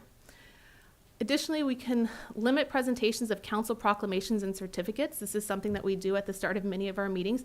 Sometimes they can be very brief and sometimes much more lengthy. And so you could limit this to maybe 1 per meeting or 2 or 3 per meeting, but try to keep it to 5 minutes or less total, which can also shorten that. And then finally, options to be able to shorten the time of the public may be speaking. So options for this is shortening public comment times. So for example, our current municipal code limits or states that public speakers can speak up to 3 minutes. You could reduce all speakers to 2 minutes is one option. Other option that can be done separately or in conjunction with that is basing the time limit on the number of speakers. For example, as you see here, 5 or fewer speakers, 3 minutes each, 6 to 9, 2 minutes, or more than 10, 1 minute each. I've seen this done various ways at different agencies. I would recommend that this is something that the council would adopt as a policy, or at least have it on the speaker card so that members of the public would be aware of that in advance. Additionally, you may want to consider limiting the time to indicate the desire to provide public comment. Many times at our council meetings, I will get a number of speaker cards prior to the opening of public comment or the start of a public hearing. And so I often will report out, I have 12 comments or I have 5 comments. And then many others may come in during that time. And so you may want to limit that time and say it has to be submitted at the start of public comment, for example. Additionally, as we saw tonight, there is the Zoom bombing that's going on. This also sometimes helps limit that because many of those people raise their hands later into the public comment portion of it. So, in addition to those 3 kind of buckets of options. There's also procedural changes that the council can consider. These are things that wouldn't necessarily require any changes or policy. These are just ways that the council operates at the meeting.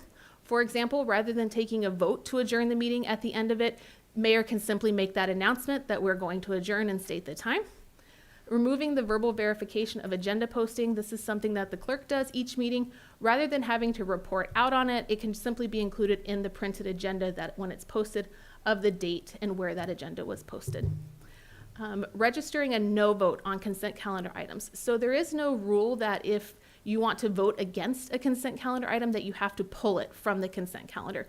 You can simply, when prior to voting on the consent calendar, you can state that you're voting against one specific item, and that information would be included in the minutes. That doesn't limit you from pulling an item, but it's just another way that can potentially shorten it. And then finally, as we did tonight, and as we do sometimes, but not every time, providing a single opportunity for the public comments for items pulled from the consent calendar.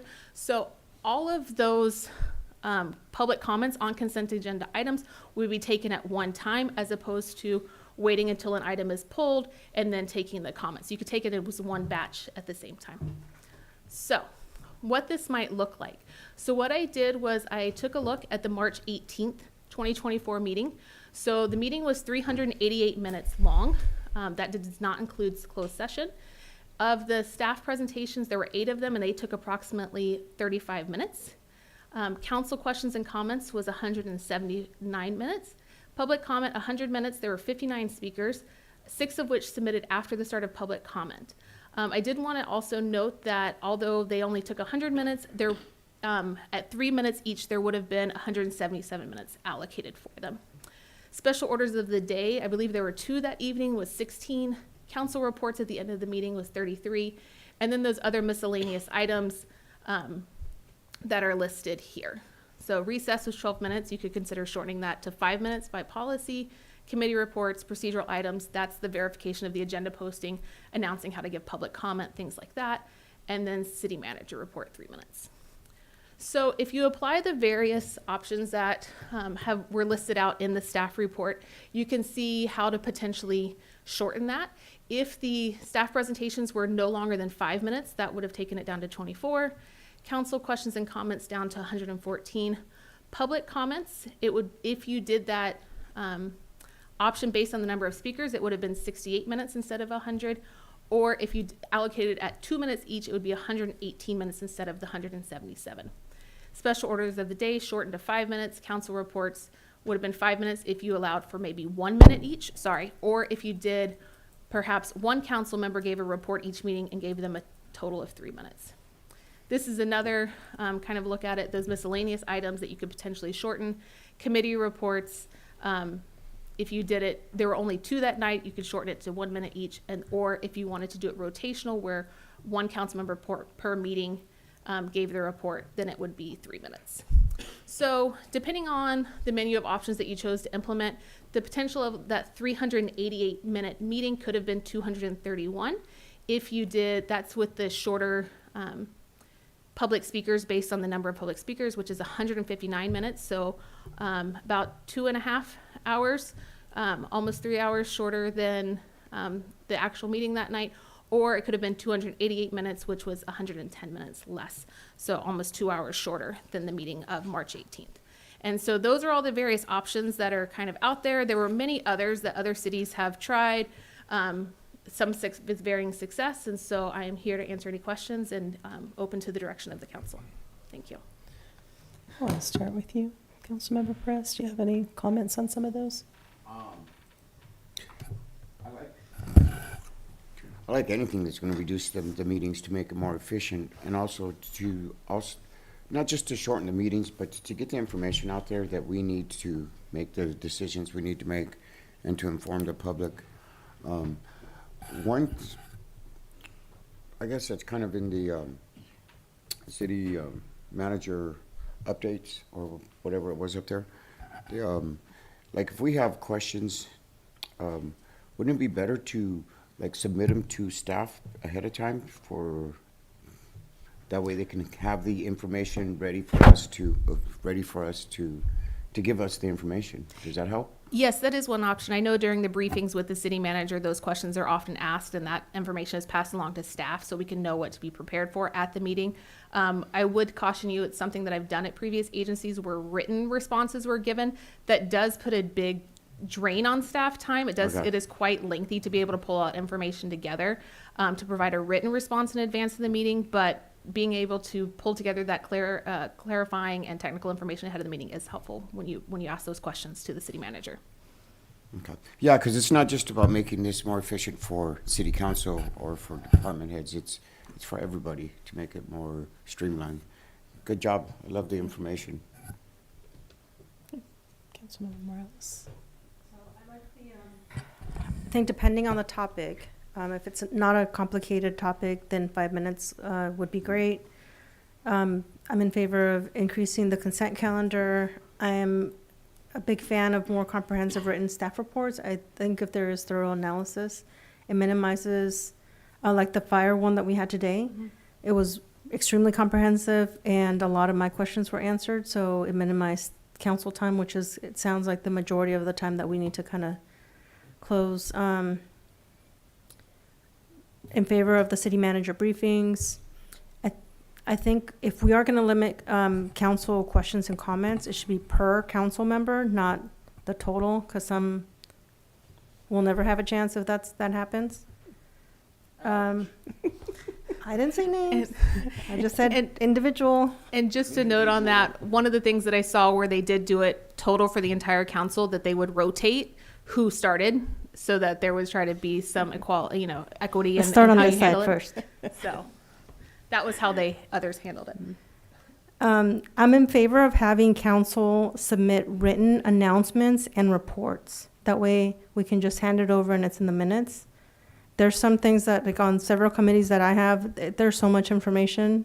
I'd rather just give you the executive summary of each of the committee reports and not have to report on that unless specific action is required by city council.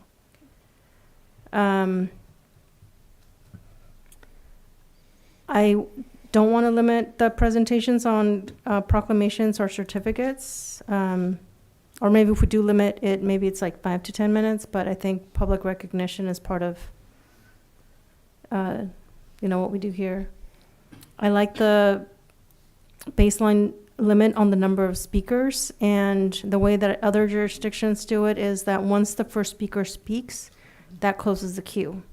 And so you know exactly how many, and people don't continue to add cards. And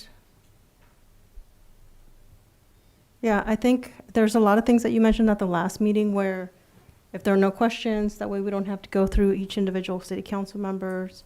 I think, I know we do Rosenberg's, but when there's the Robert's Rules of Orders, usually the mayor can say if there are no objections, and then we can move forward on a lot of things so that we don't have to spend a lot of time going through each individual council member.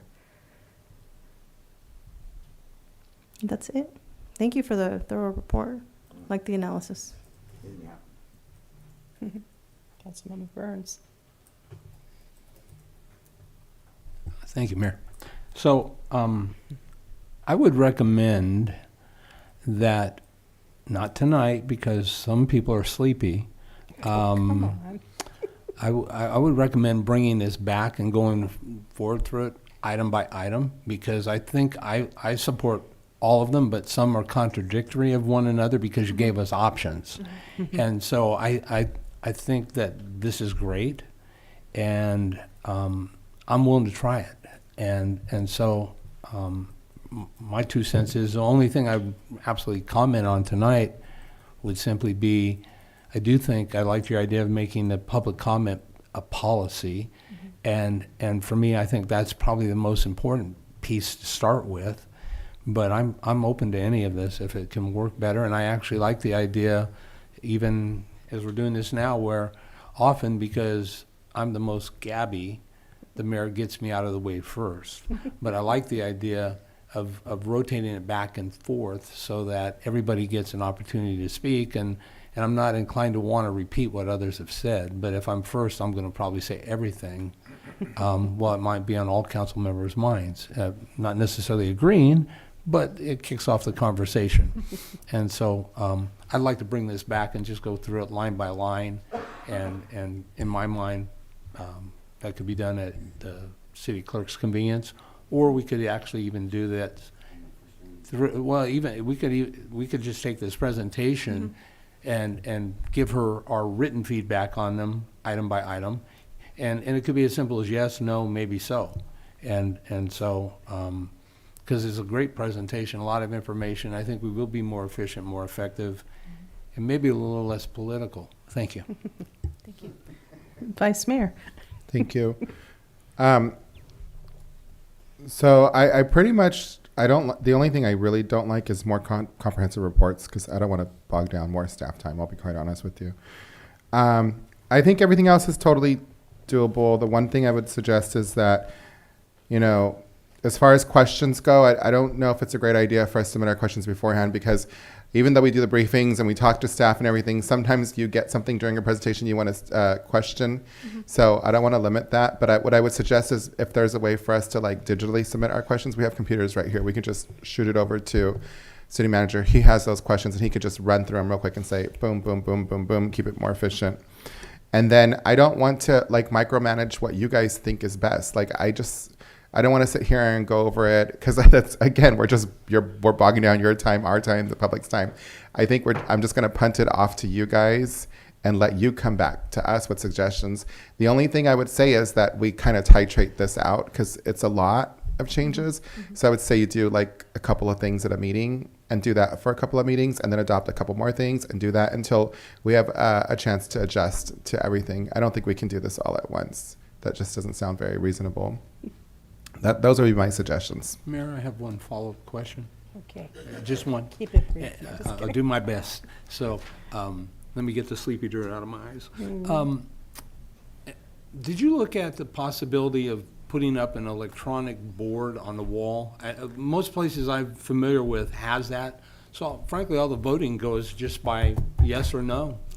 Yes, we did look at that in our new eScribe agenda management system. If you notice, the agenda looks a little different this week, was implemented, and it does have that capability, and it's something that we are trained on and we can go ahead and launch. I will say from my experience and checking with others that voting can actually take a little bit longer, because it takes a little bit of time for everybody to vote yes, no, abstain, whatever it may be, but it is something that we're looking into implementing as well. So, no problem. Okay, so interestingly enough, we did kind of have some conversations before, and I did with the city manager. We've actually implemented a few of these already, even though you didn't know it. And I've noticed that the city manager has increased the consent calendar, and I think that's been helping us get through a lot more. So I'm all in favor of that. And I, as chair, I do have some, limited powers, and one of the things is the agenda order. All of the requests that were coming in, we're not doing that anymore. It's too, not only is it confusing for me, but we have had consultants sitting waiting, and because we push 2 or 3 items to the beginning, we're paying consultants to sit there for 5 or 6 hours. It just doesn't make any sense. And I just think, given especially with our new start time and all of that, I would like to keep the order as the order. And I know with our new system, I think things are actually, they flow much better, and so I'm appreciating that. I have been trying to rotate where I start with things, so I don't always go down the line.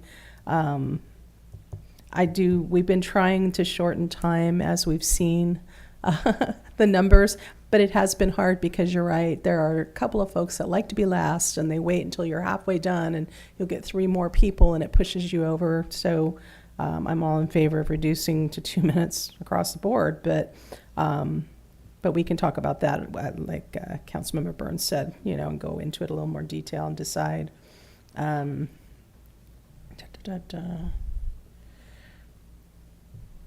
public recognition, I agree that we don't want to get rid of that for sure, but I think it could certainly be limited where we don't have 5 of them in one evening. We usually have 1 or 2, but if we can just keep it down, I don't think it's going to be too big of a time drain.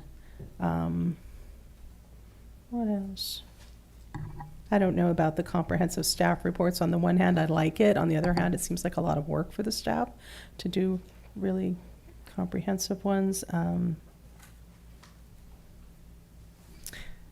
not sure about the rotating council assignment reporting. I think that's a little confusing. But I do think if we could start paying attention to how long we speak and keeping it shorter. Same thing with questions and comments. I think it's something we could all work on. I think that's it, and certainly we could bring it back and talk more about it. Just in response to that, before we have public comment, if there are any that the council wants to move forward with tonight, we can go through the list a little bit tonight, and you can give direction on it if it's pretty straightforward. Those procedural ones, we can go ahead and start going forward.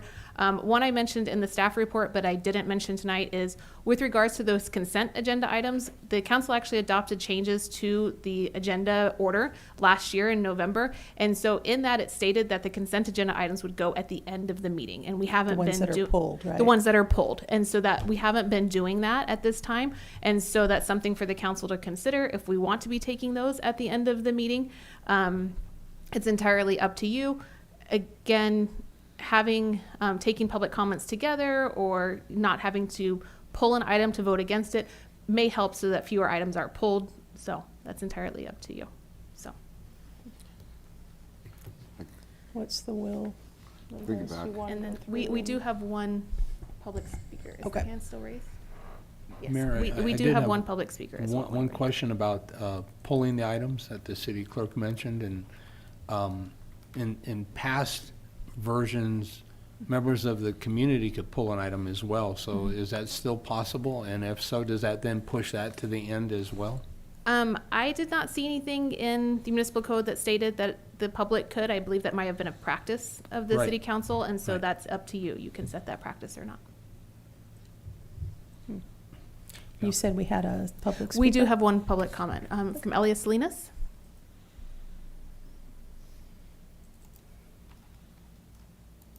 Thank you. Good evening.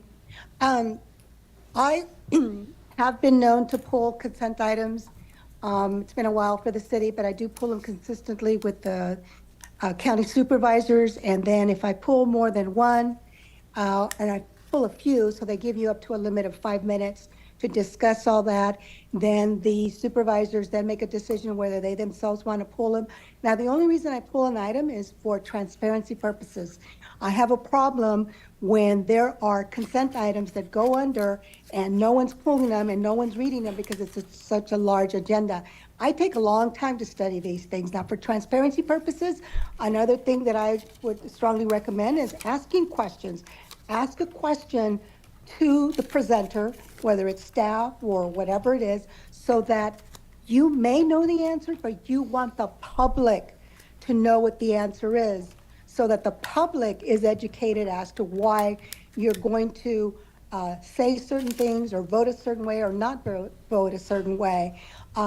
Limiting it, I am notorious for submitting my name on an item that I was not even planning on speaking, and or when I hear misinformation being said, then I will then submit my name. So submitting the name, cutting it off when the subject starts is not, to me, is not a good idea, because you're now censoring myself and other people who will also do the same thing. But your job is really important. You are running a multi-million-dollar corporation, the city, and making it as fast as possible of a meeting does not make it that better of a job. It is your responsibility, whether you're there until 2 o'clock in the morning, and the consent agenda items probably should be pulled in the beginning of the meeting, and then those that are going to be discussed then come back at the end of the meeting. And if the person who pulled an item stays, they don't stay, whatever happens, you have the option. You've discussed it before. If you think your meetings are too long, then make a meeting on a Tuesday at 9 o'clock, and then those people that are consultants, then you say at a certain time, closer to 1:30, which is what the supervisors do, we're going to call these items so that those people know that they can show up in the afternoon. They don't have to be in the morning.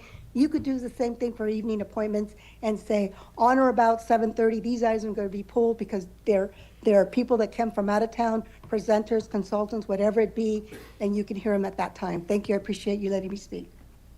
Thank you. And those are all the public comments for this item.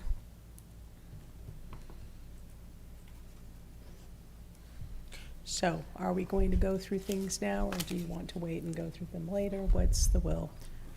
Mayor, my recommendation is let's wait, do it in a follow-up, and between now and then, we have some homework to do so we can actually have a clear position on some things. Yep. Sounds good to me. Just Okay, so we'll bring this back at a future item, or future agenda. Great do- item, though. No problem. Are there any of those kind of simpler procedural ones that you want to implement at this time that don't require any changes or policies? Madam Mayor, yes, Vice Mayor. I liked all the procedural ones. I'll be honest. I wrote down all the procedural ones, so I'm okay with that. Do you want to tick them off for us? Because I don't want to just That's say, okay. oh, yay, and then go, wait, no, I didn't want that. So No, that's okay. I'm Yeah. happy to go Go to back. You procedure. wanna click on? No, Turn it on. it's on. These are them, but we can always bring these back at a future if you want to discuss them more. We could simply work Yeah. these ones into, Mhm. you know, the notes and everything, and without bringing a policy back. Yeah, this doesn't. These That's require just policies. procedural.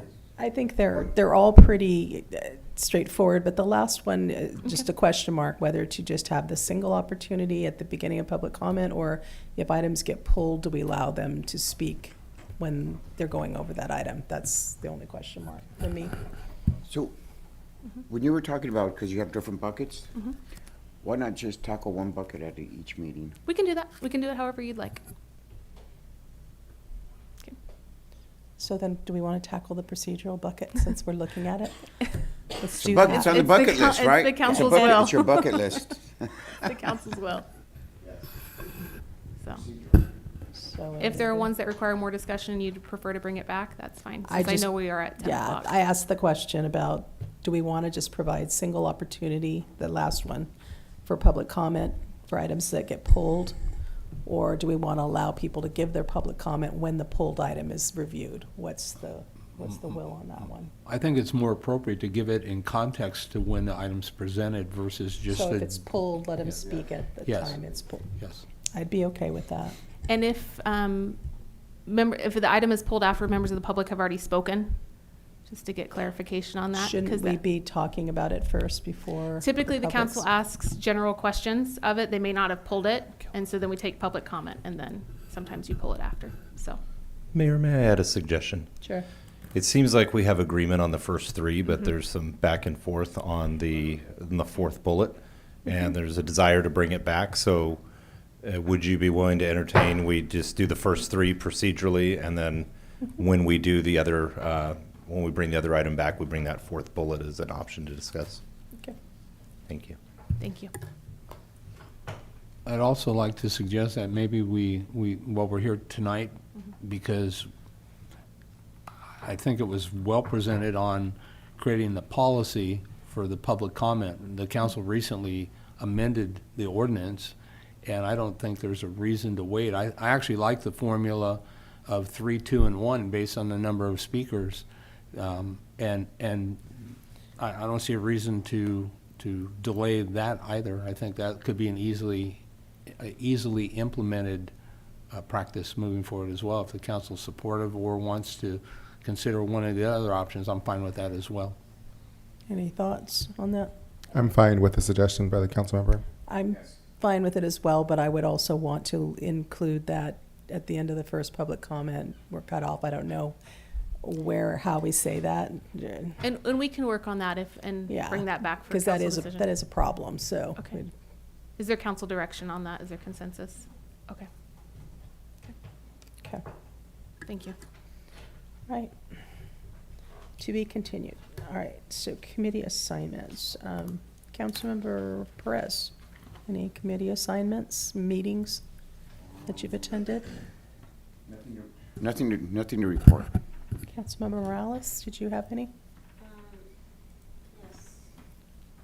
So letters for MVED were submitted, and it is for the retention of $10.1 million in MBAG retention of $10.1 million for the Regional Early Action Planning 2.0 grant. To retain our funding for transportation in our region. So a letter of support was requested from the city council, and staff has a copy of that letter. Okay. So I'm going to start this off, and then I'm going to call on Councilmember Burns to finish this. We had our, since, report out on a lot of meetings, I figure you got to give some input. So we had our economic ad hoc committee with just Councilmember Burns, myself, and the city manager, just to kind of check in and talk about the parklet meetings we've had and the future, ones we may have. And also, I think we talked about doing a survey just to kind of get it out to the community, to get more input on the downtown and, how things are going with the parklets and other things. And then we talked about some other things, but I'll let you add to that. Well, Mayor, I think you've covered it adequately, and so Well, we did talk about other things, like other events and potential events. And well, we did about other special events, but I think it's premature to. Okay. Thank you. All right. Council informational reports. Councilmember Morales, do you want to start? Yes. I think this was on the other one, but I also forgot to talk about the cannabis ad hoc committee. So we had a meeting with our city manager, city attorney, to review the policy. We agreed that we were going to hear community members' concerns at a different meeting. And there was recommendations made on kind of some key issues, and there's going to be follow-up meetings with the city attorney's office on that, and then we will resume conversations on the policy to bring back. Staff has already provided input. On the informational, I had a wonderful, was invited to the Red Dress event for Native Americans, for Indigenous women that were missing and murdered. There was, I think, 130 people that attended that event. On a regional level, the assembly member that chair, I forgot his name. The assembly member who leads the Native American caucus, and I thought his input was really, the asks that the committee is making for the state is, one, acknowledgement that Native American women and children or people are missing and murdered, and they're looking for law enforcement assistance and just making sure that they're not invisible. To not being erased, or the narrative, the historical narrative, to be brought back in terms of what should be taught in schools. And talked about how representation really matters, just so that people are seen. So I thought that was beautiful, and it was a beautiful event. So thank you. That is all. Okay. Councilmember Perez, did you have any comments or reports? I'd like to hear from the Visit San Benito. They wanted to come and do presentation. And it is weird being here this late. I'm not used to it again. It's easy. Planning Commission. I hear we need a couple Planning Commission officers. I'd like to put that out to public also. I have my own candidates, but I want to see who else is out there. Also, is this the proper time to bring up an investigation about an incident that happened this last Saturday? Sure. Oh, yeah, okay.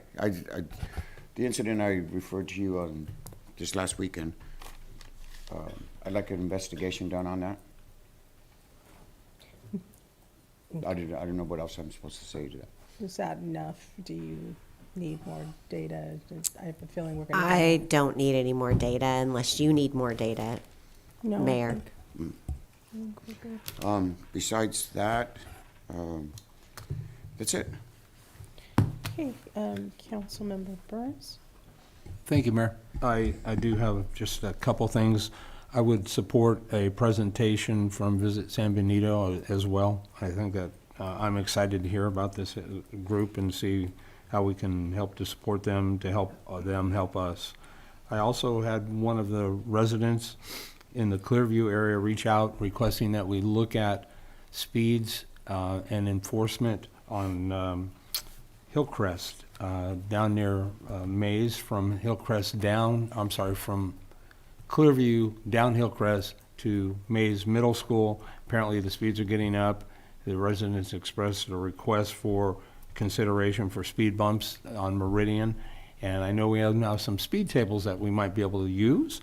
And so I would just like to better understand the dynamic there, because again, it's a council priority to make our streets in areas of schools and parks safe.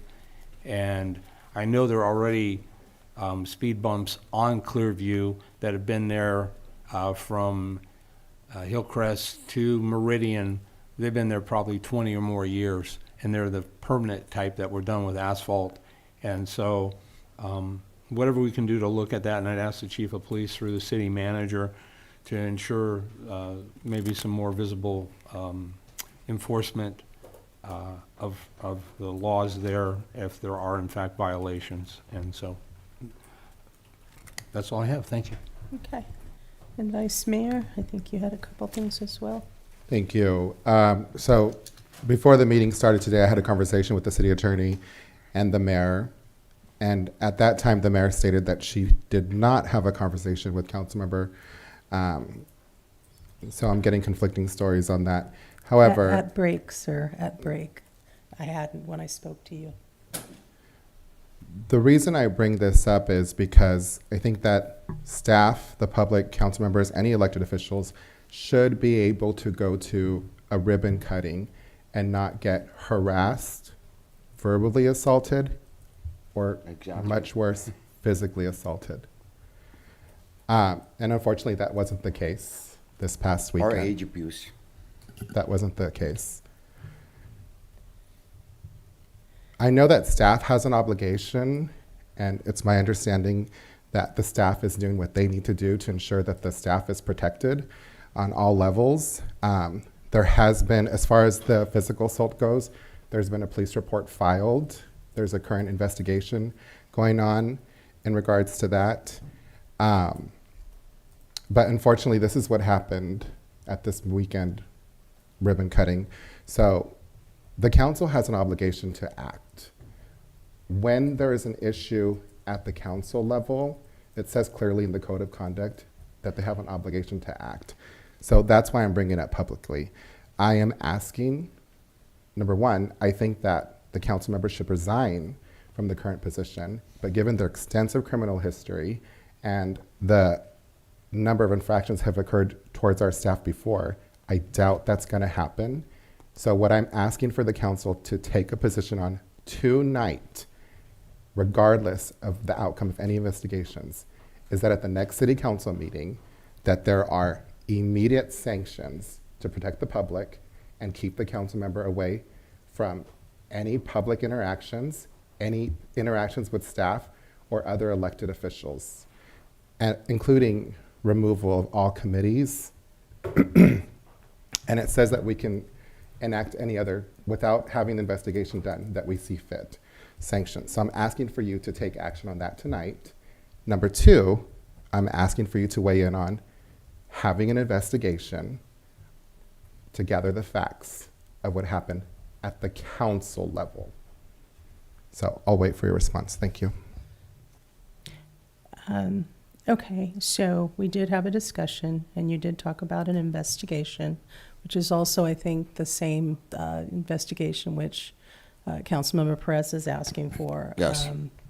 And my recommendation would be to do the investigation.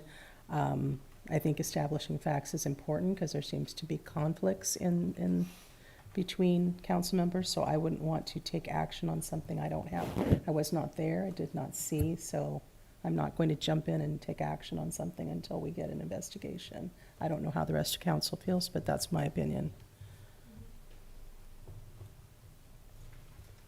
Anything, Councilmember Burns? Sure, thank you. So, absolutely agree, we have a code of conduct for a reason. It's unfortunate that once again we find ourselves in this conflict. I do believe in transparency and accountability, but I also believe that we would be premature in taking any kind of an action until an investigation is completed. And so based on the outcome of an investigation, I would be prepared to take whatever action would be appropriate based on the outcome and things that would be sustained. And so here we go again. Thank you, Madam Mayor. So Yes. it looks like Councilmember Burns answered the second part of the question that I posed, but I'd like to hear from the rest of the council as to whether or not we can take this up on the next agenda item. Sorry, next agenda.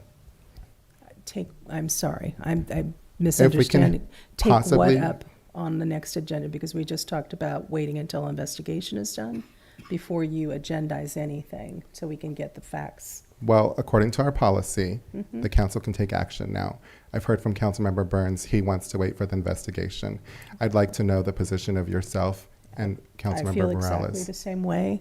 Councilmember Morales, how do you I feel? agree, and I stated that. Yeah, I So- thought we did, but. I think we're all in agreement. And we're not gonna, I heard that we're not gonna take any action until we hear the outcome of the investigation. So that should answer the second part. Councilmember Press, what's your feelings? You know what, if I get up here and I start talking, we're gonna go through the whole debate right here, because his story seems to be a lot different than my story. Because it's like, what he's talking about is a lot different than what I'm talking about. I'm talking about this guy's pushing around a senior. I'm 60 years old. And so that's what I mean. I don't even want to start. Yeah, So I wait think for you the- should. My recommendation would be to do the investigation. So you're in favor of that, to do the Oh, yeah, investigation? definitely, because I'm a facts? senior. Okay, It's like, this guy's 3 times my size. okay. All right, Okay. then let's, well, So let's you're do the claiming that I invest- pushed okay. you? Is that what you said? Can we have some order, please? We're not going to have a discussion right now. We need to have an investigation, and then we can talk. After that, we can agendize something. All right, city manager, did you want to go through and? I didn't say anything. I'm just shaking my head in disbelief. So just to recap, I think we got clarity on that last item. AMBAG support letter for the REAP funding. Council member Morales had asked, they have a template if there's support there. Okay. And for Council member Perez, I saw 2 thumbs up for Visit San Benito presentation. Oh, yeah. And on Clearview, the chief and I will discuss that one. There is a couple areas in there I'd have to look where it's like county and it transitions in there where there's some county pockets, but we'll take a look at that. And that is all that I had from going around for consensus. I realize I didn't actually do a report, but I'm good. Yeah, I think, all right, so if there's nothing further, can I just say that I'm adjourning the meeting and we won't make a motion? Good night, everyone.